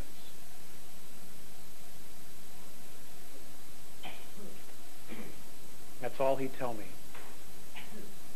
And if you looked at the rest of the craters that we were looking at, this is very, very unusual. In fact, you can see what looks like a road or a platform road that comes into the middle of all of this. You know, I realize some of this might be hard for some folks to see. I'm just trying to share. Next slide, please. Okay, Mars. You know, during Bush's administration, they were talking about our new home. What they didn't tell you is we've been there for a long time. You know, that you'd already paid to build a home there. Next slide. Okay, most of us know about the face. Again, they say that this is the face of an Orion king. He won't tell me who, but that it's a tomb. That these are tombs. Next slide. Olympus Mons, allegedly the largest volcano in our solar system. These are clouds. This is not frost. Mars has quite the atmosphere. There's quite a bit of moisture there, and as I told you earlier, they said that we had, in 1971, they knew there was ozone there already. Next slide. Now, by the way, as you know, a volcano, once it's become dormant, it leaves huge underground caverns underneath it when the lava subsides. That means there's huge underground caverns, especially a volcano that's 72,000 feet. Now, the face on Mars is that Richard Hoagland and many other people are talking about is in the northern hemisphere, called Cydonia. Mornay told me that there were more ruins in the southern hemisphere. This is our great Plantatia. And what I want you to do is I want you to focus on this area right here, primarily this area and this area, and the happy face.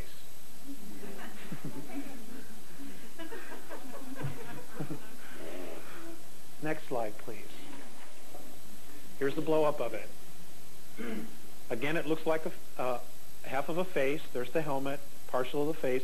He said this was destroyed, and here's 3 pyramids. 1, 2, 3.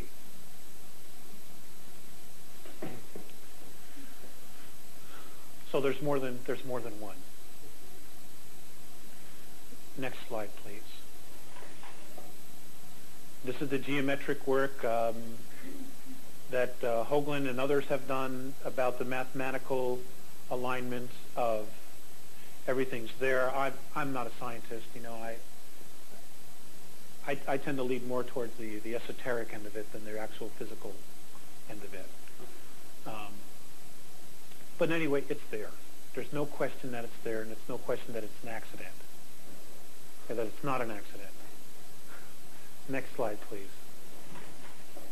Okay, For the People newsletter had a picture. This picture has been circulated. It was actually in several magazines. It has been analyzed, and it is apparently a real extraterrestrial.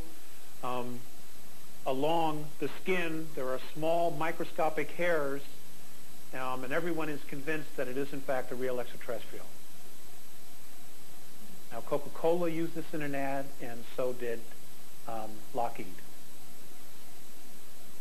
Very subtle. They just put it out there, so when you say, why didn't you tell us, they can turn around and say, well, we did. You didn't pay attention. Next slide. Which alien was that? That is a gray. That's an Orion gray. This is a clone gray with the big head, the dark eyes. Okay, they're clones. They don't have a soul inside of them. Next slide, please. This is the one that's doing most of the abductions, by the way, doing the genetic experiments. Next slide. Artist rendition of Roswell. Next slide. Artist rendition of Aztec. Now, folks, for the record, according to Mornay, the Aztec crash was a lot more profound than was the Roswell crash. They both occurred in New Mexico. Next slide. I'm sorry? That's a military vehicle. Next slide, please. This is my rendition based on the holograph that I was shown of an Alpha Draconin. This particular entity was 22 feet tall. They created it holographically for me. Scared the crap out of me. I kid you not. This is what it looks like. And what's really weird is they had oriental eyes. Very oriental eyes. 2 rows of teeth and a steel plate on the very top of their head.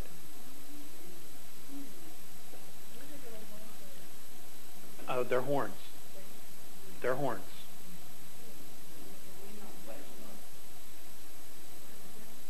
They're horns. Scaly skin.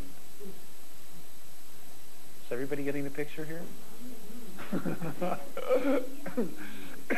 Next slide, please. Hybrid.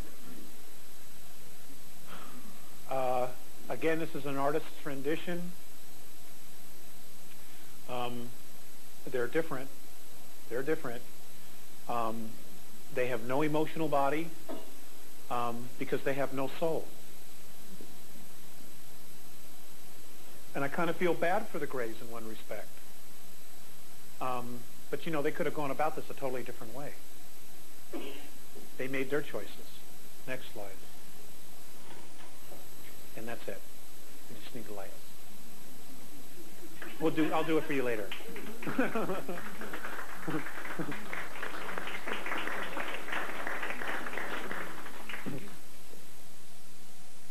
Here's the Life magazine,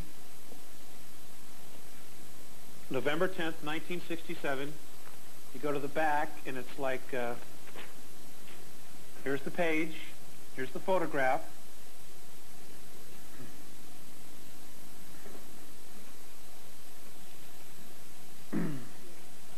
Okay, that shows the egress at the top of the planet.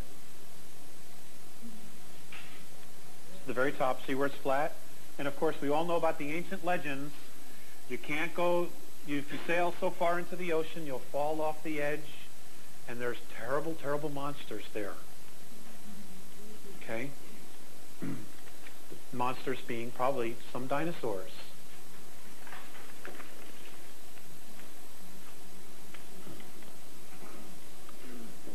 You said in your talk that on your suggest, one of them, that they were, that their rank status correct. And the Draconin races. That's right. Okay, we're officially doing questions now. This is the part I like. Okay, if you could stand up if you want to ask a question, because, give me a hard time about stuff. Does anybody have any questions? Yes, ma'am.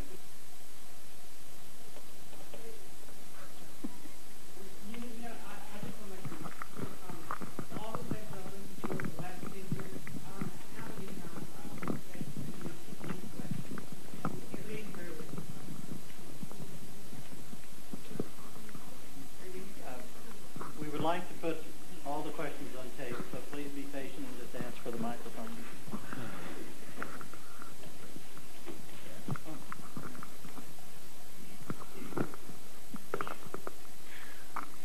Okay, my first question is, you mentioned that there was some humans that were put on another planet that the Andromedans saw. Yes. I'd like to know, how can we protect ourselves from that happening to some of us? By our free will, or that we don't allow that? I don't have that answer. I wish I did. Oh, okay.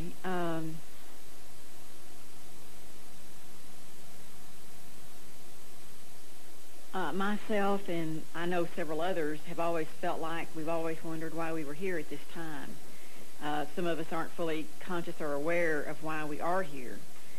So,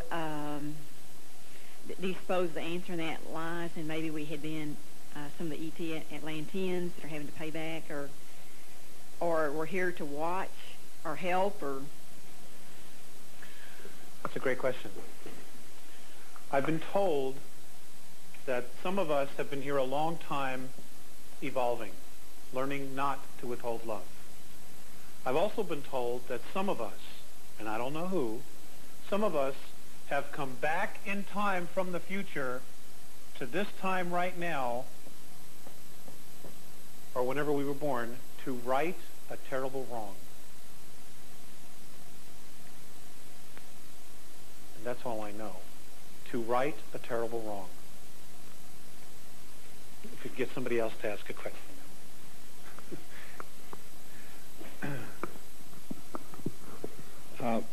I'm trying to correlate information that you put out and that we've heard elsewhere.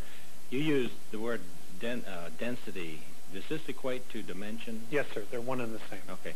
And then what about the septenary concept of our planetary system as espoused by the Theosophical Alice Bailey information of the different 7 planes? Are those densities or dimensions in the sense that you use it?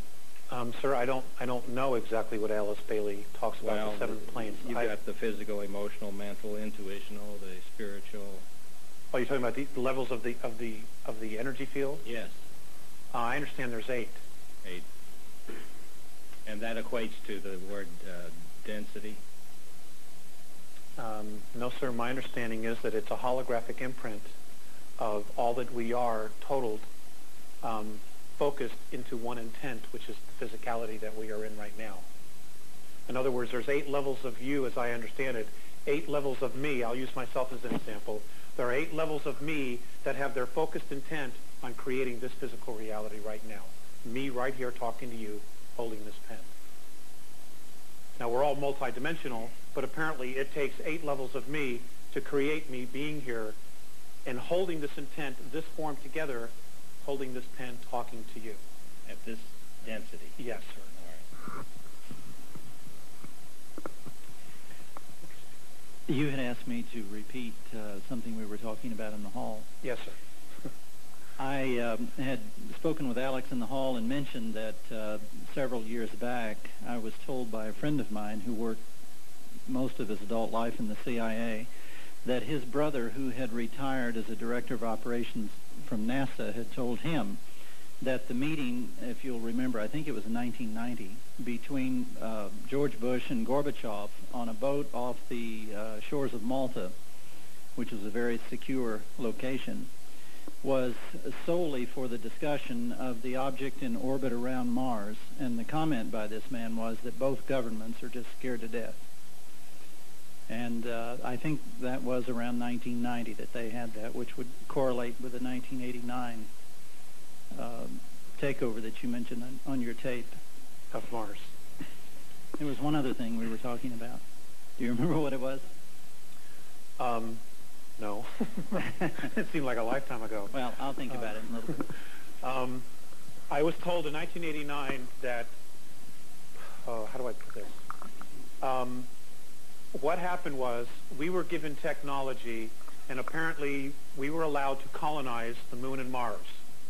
And the best and the brightest and the finest technology that we could create was taken to Mars. And some of our strongest genetic human beings on our planet were also taken there to start another colony. Once that happened in 1989, apparently the Draconians reneged the deal and actually invaded Mars and have virtually destroyed the colony that we had there.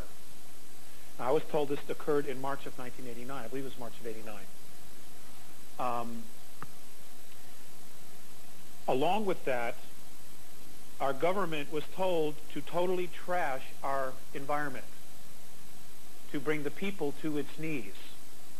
Now, other people have heard other things, and that they were given a promise by the Greys that they would use their technology to help clean up the environment once we had extinguished self-rule on the planet. Key word here, self-rule. According to Moronnay, the Greys have absolutely no intention of keeping that promise. None whatsoever. So the bottom line here is, folks, it is we, the people, that need to stand up and take over the leadership roles on our planet. And I don't know how we're going to do it, but one thing's for sure, if we do it together, we will succeed. You know, we got to put our penny-ante little garbage aside for a minute and look at our priorities. And what are our priorities?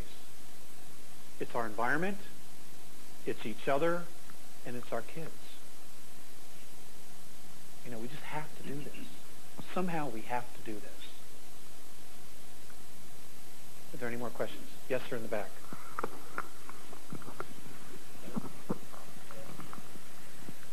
I'd like to know if the Andromedans are going to help us, and if they are, when they plan on doing this, and will they inform everybody somehow that all these problems are going on, so that we might unite in a more uniform effort to overcome the problems that we have?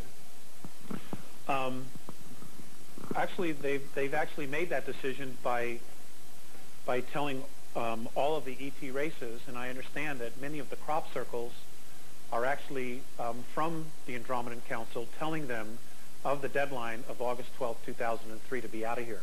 So they have obviously made a decision to interfere. If it's going to be any sooner as far as them completely interacting with all of us on a mass level, I'm told that it's going to require 10% of the population asking. They will not intervene unless 10% of the population asks voluntarily. This cannot be a mass hypnotic suggestion to ask. We each have to individually ask, and it has to be 10% of the population. And he said, by the time you finish your prayer, we'll be here. They want to help. They want to help. But they don't know how to help, because we have free will. You know, if they come in and just intervene, then they violated our free will, and they are exactly at the same level as the Draconians, the Orions, and the Greys. And that's not a standard they live by. Next question, please. There's 500,000 ETs here, and you also indicated that... No, I didn't say 500,000. Well, that was on your tape, I thought. Well, quite a few, let's say. Okay.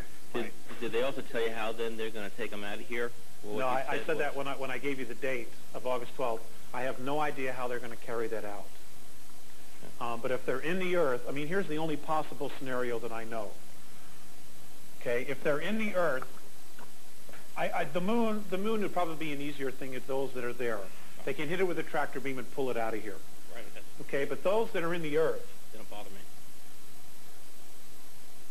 okay, those that are in the earth, the only way I know of to get them out would be to enter at the poles and force them out to the surface. Which means it could get really weird. It could get really weird when you have, you see reptilians running across the highway, the interstates.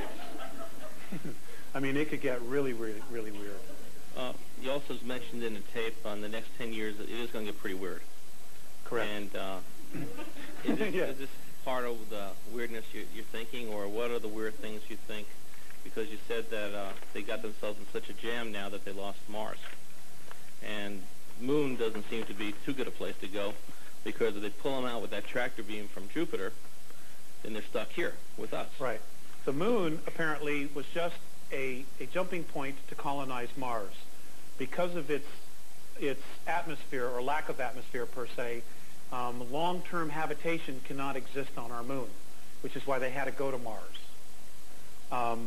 But yes, they've lost it, and the world leaders and everybody who's cut all these deals now find themselves in a real problem. They have nowhere to hide. They can't just skip out of here.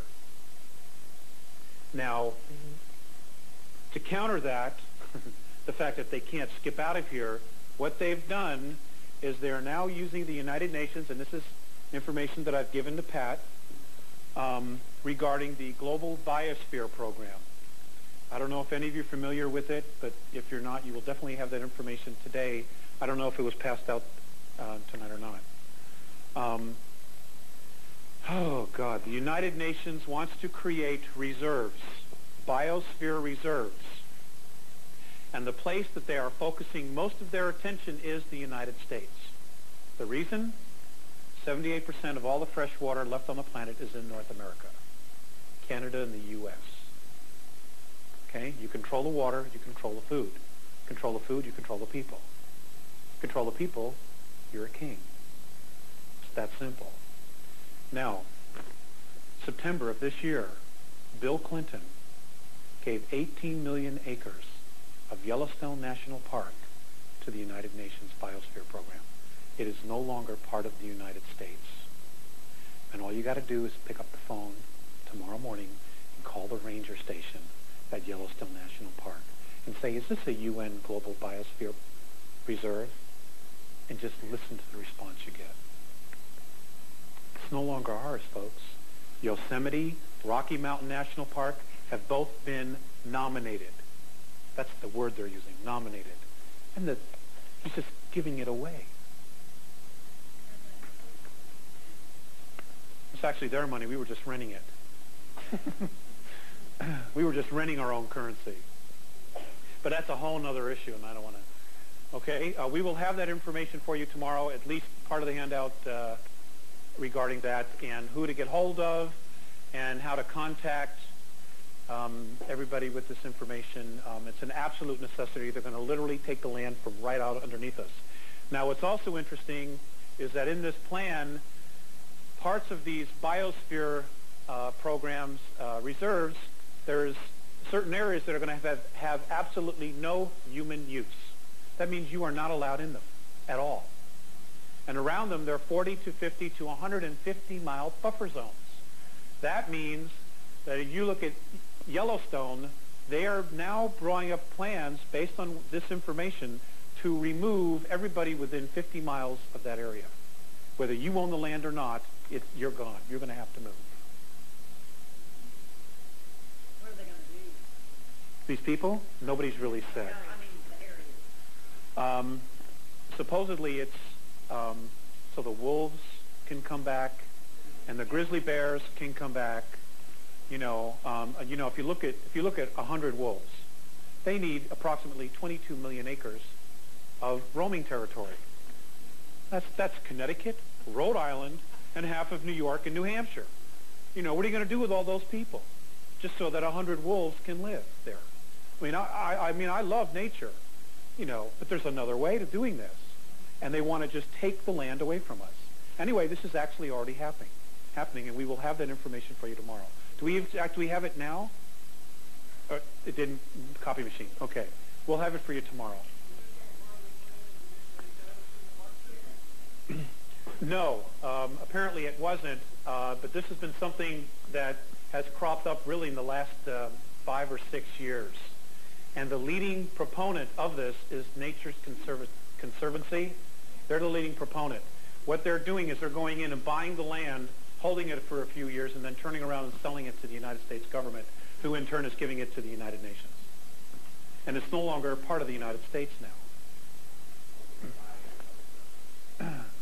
Clinton gave it to them, is what the report says.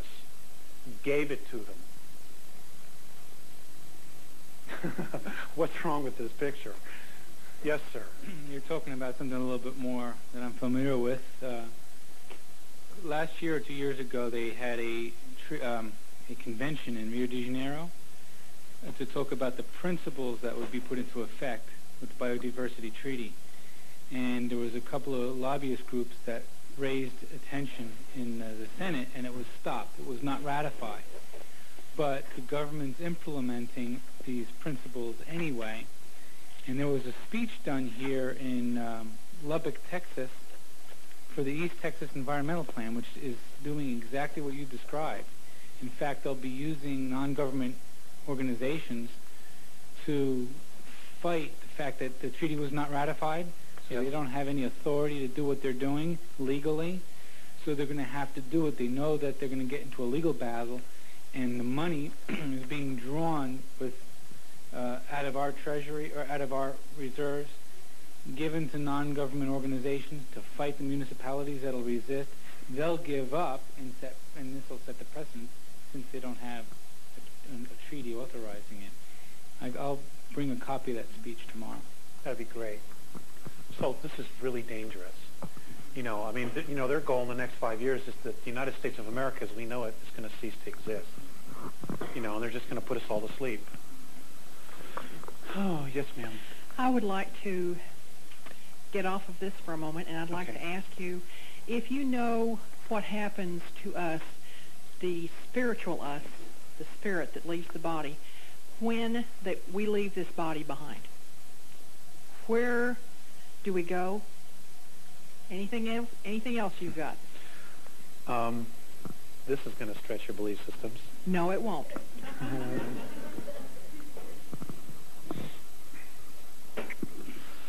I want you to look at the idea that when we cross over and oh God, when we cross over and we all see the light and we walk into the light and we meet our past loved ones, etc. My understanding is that that place, if it were a physical place, would be where the Van Allen belt is. And we go there and we are processed there. And in the processing, part of it is us looking back at our lifetime. And in that looking back at that lifetime, we look back at the places in our life where we withhold love. And then we come back to balance those places where we withheld love. And until we get that right, we go over and over, broken record, over and over and over.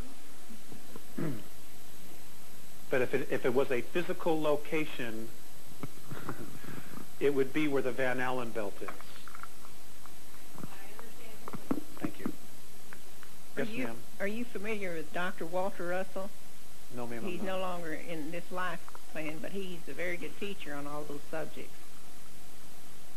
And he explains what happens to us after. Actually, life and death is one cycle. Yes, ma'am. And he explains all this and what happens to us, that we're just recycled, so to speak, to learn what we haven't learned in this life. In fact, education is the main point of what we're supposed to be doing. But you know what? If they didn't screw with the religions and they were telling us the truth, we wouldn't have to do all this recycling. You know, we'd have learned this lesson a long time ago. We're smart. You know, we've just been messed with. And if they would stop messing with us, we'd probably start graduating a lot more of us. you know, checking out of here and going out other places and teaching what we know, or even going home, wherever that is, you know. Yes, sir. The other item we were talking about, I recalled, was thank you.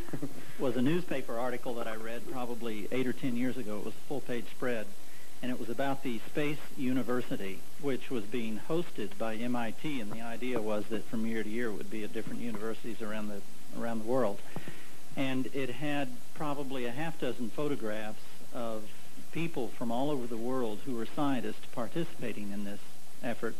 And I remember one Russian student was trying on an American spacesuit, and the idea was that all of these scientists would know each other and be able to pick up the telephone and call someone anywhere in the world to solve a problem. Well, I thought that was a great idea, so I fired off a letter to the director of Space University, hosted at MIT, and my letter came back unopened, and it said, moved, left no forwarding address. Coincidentally, at that period of time, which was late summer of that year, Mars was the closest that it had been to the Earth in 4 years.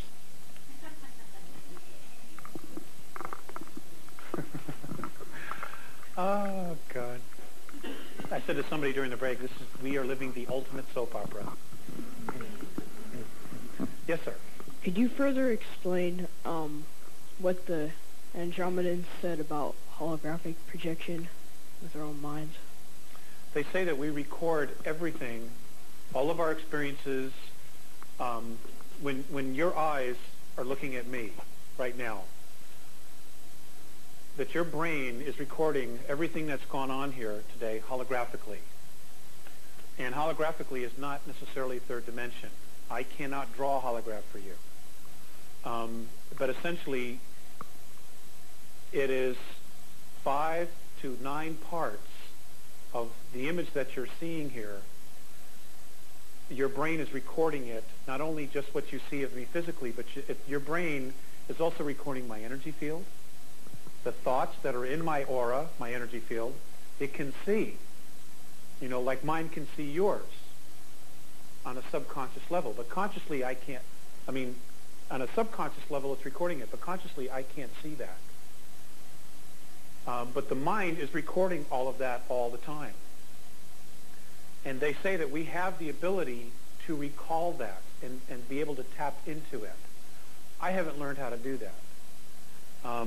I will tell you that I've been experimenting a lot with telepathy. And the easiest way to do that is to start with your household animals, your pets. You know, I've got our cat down pat, you know. And in fact, you know, we're so in tune with each other that if I think about the door, if I even hold it in my mind, he goes and hides under the bed because he knows I'm going to put him out, you know. But just practice on your animals because they talk to each other telepathically, okay? When you have communication with yourself or when you're thinking about somebody and they call, that is telepathic communication. You are having it. The more you honor it and acknowledge it, the stronger your subconscious will kick it out and allow you to tap into it. But if you say, oh, it was just a coincidence, and you go into denial, it shuts down. It shuts down. So, you know, if everything is a belief system, everything you tell yourself will manifest, the good and the bad. It all starts here. Mornay made reference to the fact that the whole universe is changing because thought is changing.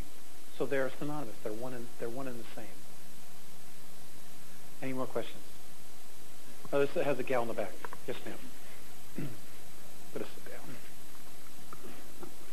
down. Want to hear a joke? It's a young man is walking with his son through a Midwest town, and there's an old cemetery at the edge of town, and they walk in there, and the father's reading the tombstones to his young son. So they get to the very last row, and there's a really odd-looking one, and the little boy says, "Daddy, what does that say?" And the father says, "Well, here lies James Johnston, born 1801, died 1899. And the little boy looks at his dad and says, "Well, Daddy, what does it say there at the bottom?" So the father gets down on one knee, and he brushes the dead flowers and grass away, and he, you know, leans back and he says, "Well, it says, here lies a politician and an honest man." So the little boy says, well, Daddy, what does that mean? And the father turns to his son and says, well, it means there's two bodies in this one grave.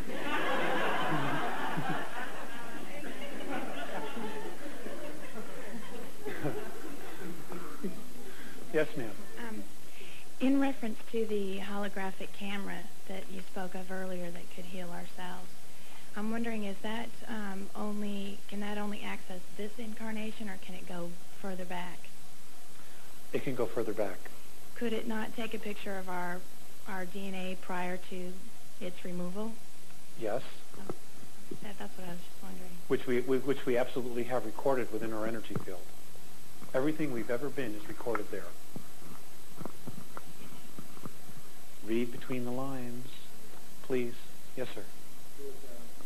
A martial arts instructor that had a copy of a patent from the U.S. Patent Office. And when I went through it, what it was it had something to do with every object emanates some kind of radio wave. And the experiment was they made this device that can actually measure what its frequency is. And one experiment that they did is they took a photograph of a cornfield or of a field that had chinch bugs in it. And they then took this photograph and they put on the photograph DDT. Then they took this device and measured the photograph with the DDT and everything else in the photograph and put it through an amplifier and played it back into the field, and it killed all the chinch bugs in the field. I love that stuff. That's great. I'm not surprised. You know, there's so much technology that's been withheld from us.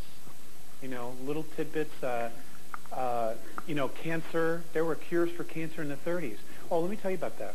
According to Morane, the cancer gene, or what kicks the body into manufacturing cancer, there is a part of it that is in fact genetic. And he said, Morane has said, that when our physical bodies were created, they put in certain genes to make the bodies grow faster. Well, what happened was when they stripped us of the 10 DNA, some of the genes that they should have taken out, they left in because they were in a hurry. And that's why we have the cancer gene inside of us. It's because they didn't remove it when they took the other 10 strands out. So something in us kicks it into gear, which makes it start to manifest. But the vibration of love can cure that. And I don't know if, well, that's what they said. Yes, sir.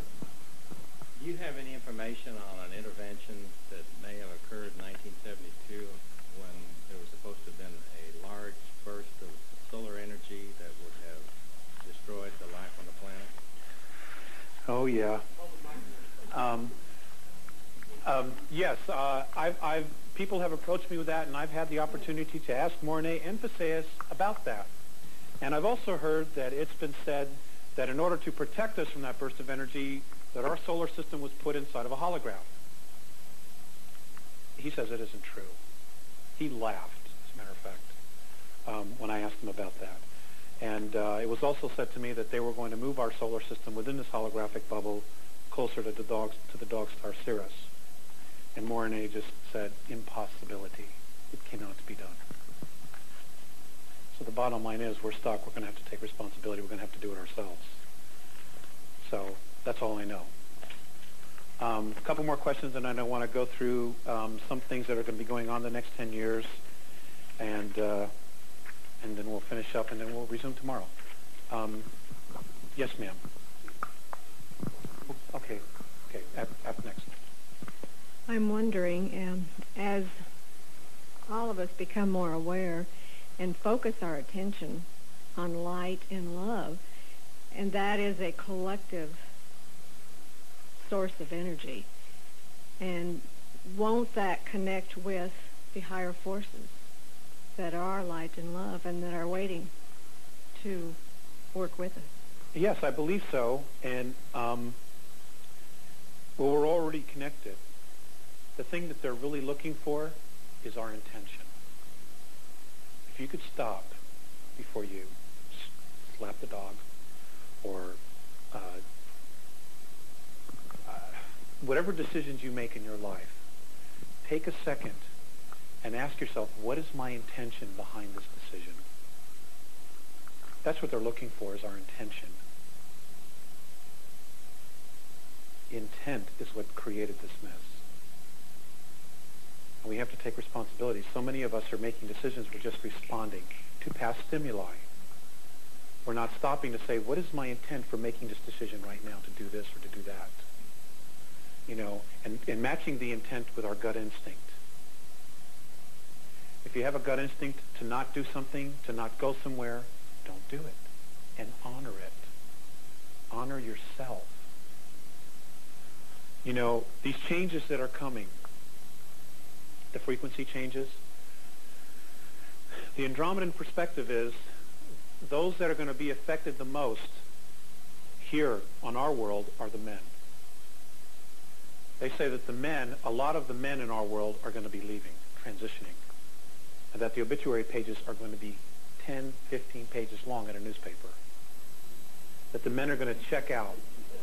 And the reason he says they're going to be checked out is because they're full of self-imposed loneliness. They have shut themselves down, and they're shut down.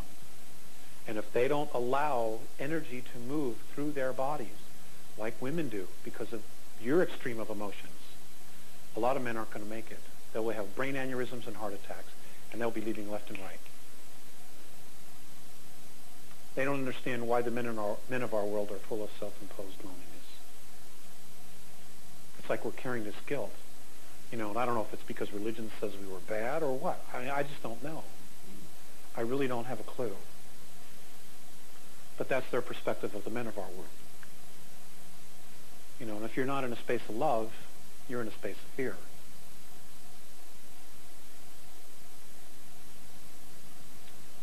Yes, sir.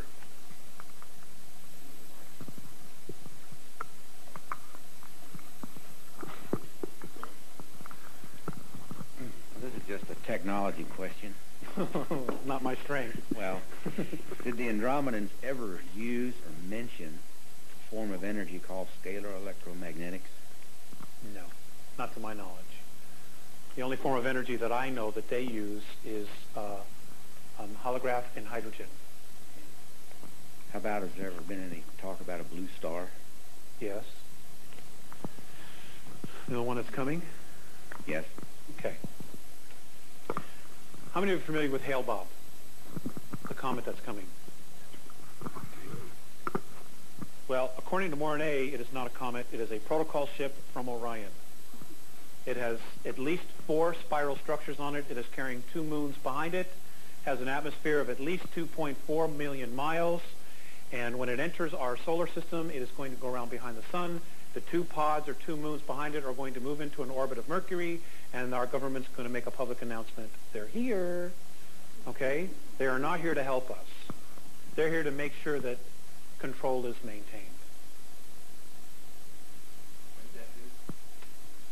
February and March of '97. And for those of you who don't know, you better look into it, because this comet has changed course 3 times. And comets don't do that. Sorry. You know, somebody at NASA, when they were asked about that, said, well, it was the gravitational pull of planets, and thank God a reporter was smart enough to say, well, what planets? You know, and it ended right there. The discussion ended right there. So that, you know, that dog doesn't hunt. So, you know, change is coming, folks. Change is absolutely coming, and if you're not ready for it, then you better get ready for it. And if you are ready for it, get even more ready for it. You know, tell your friends, even if they don't want to hear it, even if they think you're crazy, just say something bizarre and crack the shell of denial. Just put a crack in there. And when they start hearing these little bits of pieces or these little rumors, they will remember, and they will come back to you and start asking you about it. You know, oh, God, we're running out of time. You know, we're really running out of time, and we can do this. We really can do this. And we can do it ourselves so that we can be proud of ourselves that we did it. And we didn't have to depend on somebody else to save us. That will really empower us to be better, who we really are. you know, and when it starts to hit the fan, when UN helicopters are flying over the U.S., don't turn on each other. It's exactly what they want. Do not turn on each other. We can kick their ass. We'll take 2 more questions, and then I'm going to do something. Yes? In the tapes we were asked to listen to before this evening, and I'm clear you're not clear which ones those were. November 94. Okay. Okay, whatever. What I understood you to say, not what you said, but what I understood you to say was that that evil was a function of our own beliefs. Do I have that right? Yes, sir. Okay. And if you go one further, that in fact matter is a function of our beliefs. That's correct. So everything is a belief system. Okay. So what is the intent behind what we believe? And I'll go back to what Morine had said that I shared with you earlier. It is not so much why you believe it, what you believe, as to why you believe it. So then, if you stand on those two things, then in fact there is no matter and there is no evil. Technically. Very, very high, I understand. Very high understanding, Yeah. right. Okay. Technically, that's correct. I just wanted to get that on record. But I'm not at that level. Right, I'm not either. One more question, and then I want to share some things with you. Okay, I had 2 quick ones, actually. 1.5. All right. First, that comet, allegedly, that hit Jupiter, Mm-hmm. I wondered if you'd heard anything about that, because when you look at it just from primary physics, the way it broke up, as they told us, is not the way it happens. In other words, all of those chunks were in a perfect line entering into Jupiter, and that's just not the way it happens. They would cluster. What was that? I don't know. Secondly, I see a parallel in a lot of belief systems, and I'm wondering if you have any information on whether it's part of the overall historical world programming. Basically, not to step on toes, but the New Age people think there's going to be this transition like you're talking about into another consciousness, and we'll leave all this trash behind. I see the same kind of a mechanism tailored for different belief systems, the rapture in the Christian belief. I see a lot of the people who've studied a lot of the UFO material thinking they're coming down to save us.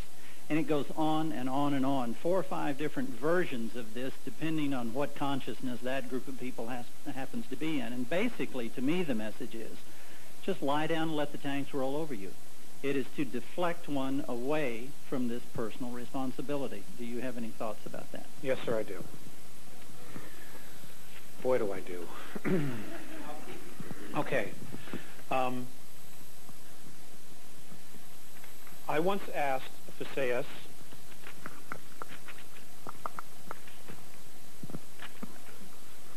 to give me a definition of our future. I asked him what our future was going to be. He said he couldn't tell me. It was all probabilities. I said, well, what can you tell me? He says, well, I can give you a definition. This is the definition of where we're supposed to be going, and he says we will, in fact, get there. Responsible freedom of self-determination. Becoming truly self-confident and free to unconditionally be responsible for oneself without being coerced to accept some higher authority. Let me read that again. Becoming truly self-confident and free to unconditionally be responsible for oneself without being coerced to accept some higher authority. What we're looking for, we already are. The miracles we're looking for, we already are. As far as wanting to be saved, and I know this is a real touchy subject, You know, and again, everybody is allowed their space to believe what they want. You know, and if you want to be saved, hey, that's fine. But between now and the time you do get saved or you don't get saved, you know, be responsible for yourself and teach your children to be responsible for themselves. Teach your neighbors to be responsible for themselves. We are supposed to become a race of leaders, not a race of sheep. We're supposed to be all chiefs and no Indians. That's what they teach their people. That's the law of consistency. Nobody falls behind. We all evolve together. The children are supposed to be taught everything that we know and more. Nothing is to be withheld from children. They are to know everything because that's the next level of consistency. And we don't do that. I mean, I can't believe what they're teaching kids in school today. They're teaching them nothing. Nothing. You know, they can't solve any problems for themselves. You know, they're being taught what to think so they can spit out facts like a computer. They're not being taught how to think for themselves. You know? And folks, we owe it to them to teach them how to do it. Somehow, some way. Schools are just babysitters now. That's all it is. In Andromeda, the people that are held with the highest regard and esteem are, in fact, the teachers. It's not the politicians. It's not the millionaires, well, they don't have a monetary system. It's the teachers, because they're the ones that affect all the future generations. They're it. They're the cream of the crop. Here, you know, half of the teachers are starving. You know, they can barely buy a new car to get them to school. It's ridiculous. We're doing this thing half-assed backwards. We need to make changes, and it's going to have to be us to do it. It's going to have to be us. Whether it's homeschooling or whatever it's going to be, whether we just go to Washington and we fire everybody and we just start all over. You know, just start all over. Just one more thought. Wait a minute, one more thought. As far as the Savior scenario, all of that, I've been told, has been put into play into our belief systems to disempower us. Now, this is touchy, so I'm just going to share with you what they've said. And I'm going to pick on the New Testament, and I apologize. And again, I'm not trying to offend anybody. I am sharing information that they have given me. This is their perspective. In the Old Testament, most of the Old Testament, particularly that of Genesis, is plagiarized versions of Chaldean texts. That was done in 651 BC.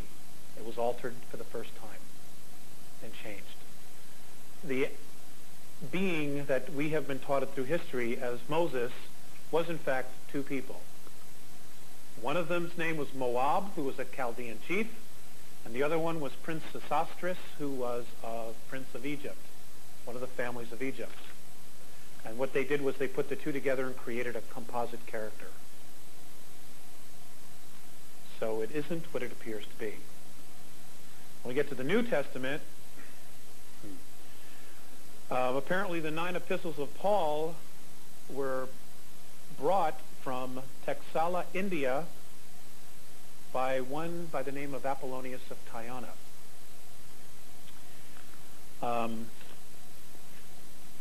The 4 Gospels that we know of were obtained by Hariman Armandi of Texala, India. They were Hindu in their original form by, again, Apollonius of Tyana, who is in fact one and the same as Paul the Apostle. The being that we know as Jesus did in fact live. He was in fact crucified through the palms, but he did not, according to the Andromedans, he did not rise into the sky into heaven. He actually lived out the rest of his life and died at Masada in 64 AD when the Romans stormed it. Now, I don't know. I wasn't there. But that's what they say. They also said that the last version of the Gospels and the epistles were translated by Euphilius, who was a Catholic bishop, and that the original books in the original form are in the University of Uppsala, and they are called the Codex Argentinus, and the original handwriting is in Sumerian.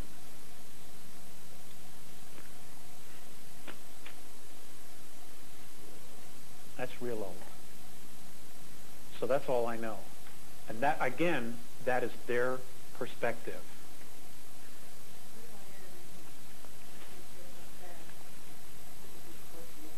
What about Adam and Eve? It was a tribe. It was not two beings. They just, basically gave us the Cliff Notes version of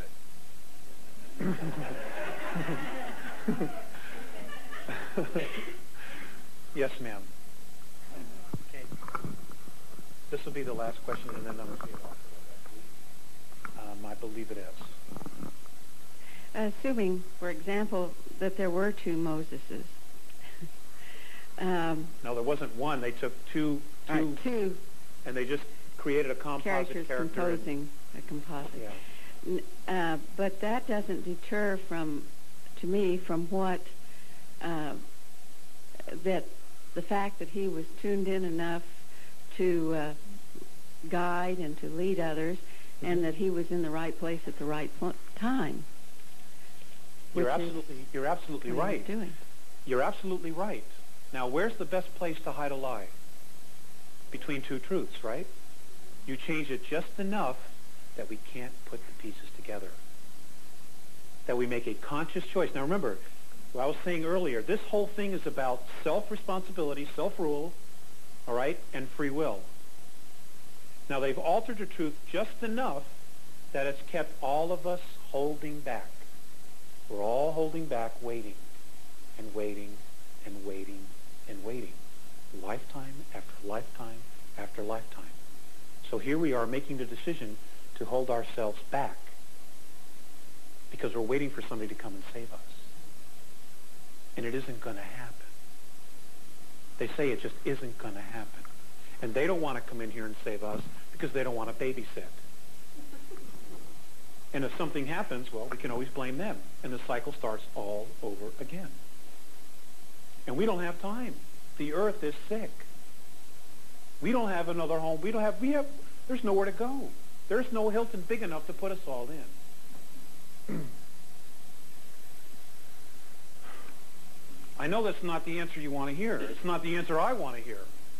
Because it means I have to really bust my ass to fix my life.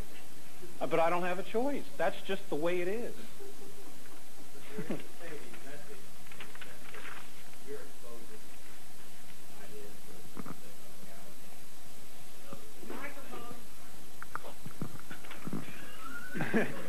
I think they're going to ask you to repeat it. But there is a saving reality. There is the truth that brings people a challenge to grow internally to be able to keep up with evolution. In this sense, when the planet goes into fourth and fifth dimension, it puts a great responsibility upon us as individuals to get busy and do the work, which will, in a sense, save us from having to repeat planetary experience elsewhere. Right. You're absolutely right. Now, let's just assume that Jesus is a reality, okay? He did say, "These things I do, ye shall do greater, if ye have faith." Now, there's a profound message in that. These things I do, ye shall do greater, if ye have faith. There's a profound message there. Don't ignore it. Please don't ignore that. You are awesome. Every one of you, you're awesome. Don't buy what you've been told. It's a lie. You are awesome. Now, I want to share what's going to happen in the next 10 years. Actually, this started in 1994. I read this for the first time, so it's actually the next 9 years. Scientific proof of dimensions and higher self-consciousness. Reincarnation will be scientifically proven and demonstrated. Now, that'll be interesting. I can wait, everybody would start running to Buddhism. Oh, this is the way. This is the way. You know.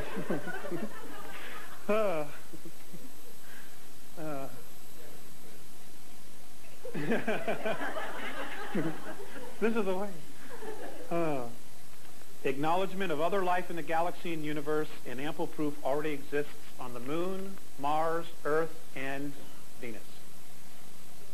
Venus. Someday the Russians will actually come out and start telling us what they found there.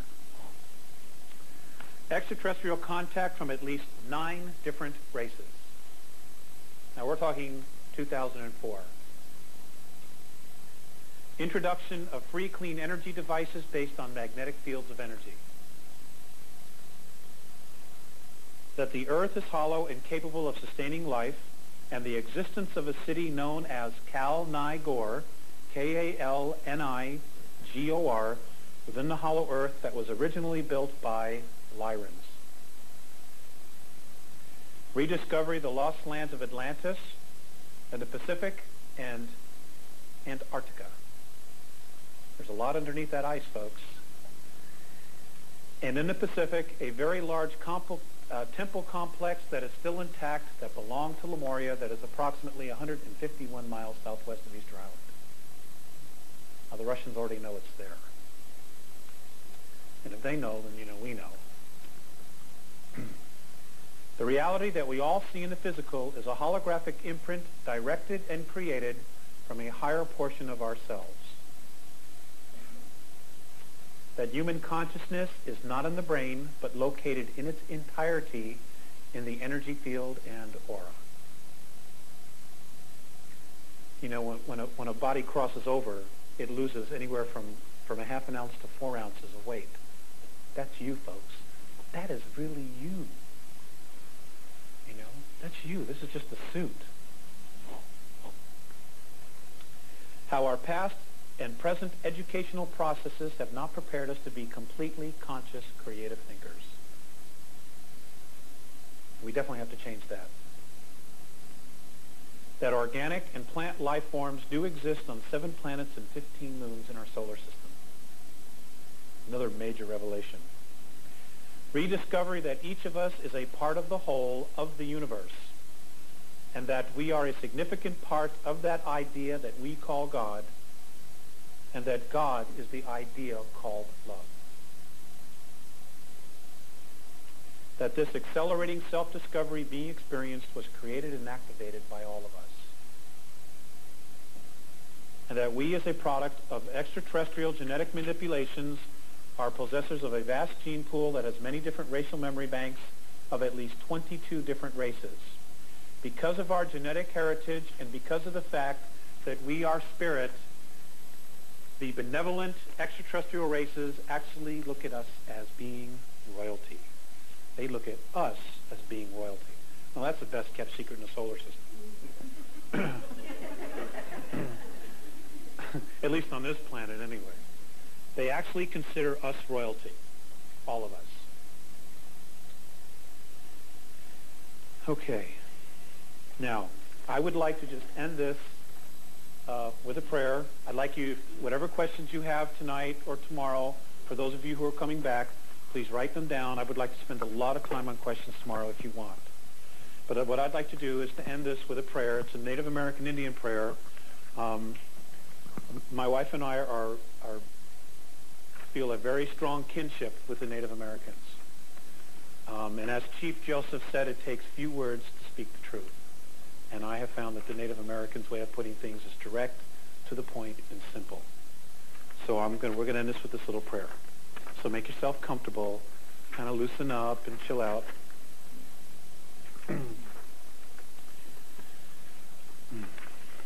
O Great Spirit, whose voice I hear in the winds, and whose breath gives life to all the world, hear me.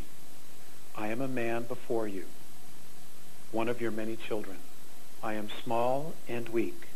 I need your strength to let my eyes ever see the red and purple sunsets. Make my hands respect the things that you have made, my ears sharp to hear your voice and the sounds of your wild children. Make me wise so that I may know the things that you have taught my people. and the lessons you have hidden in every leaf and every rock. I seek strength, Great Spirit, not to be better than my brothers, but to be able to fight my greatest enemy, myself.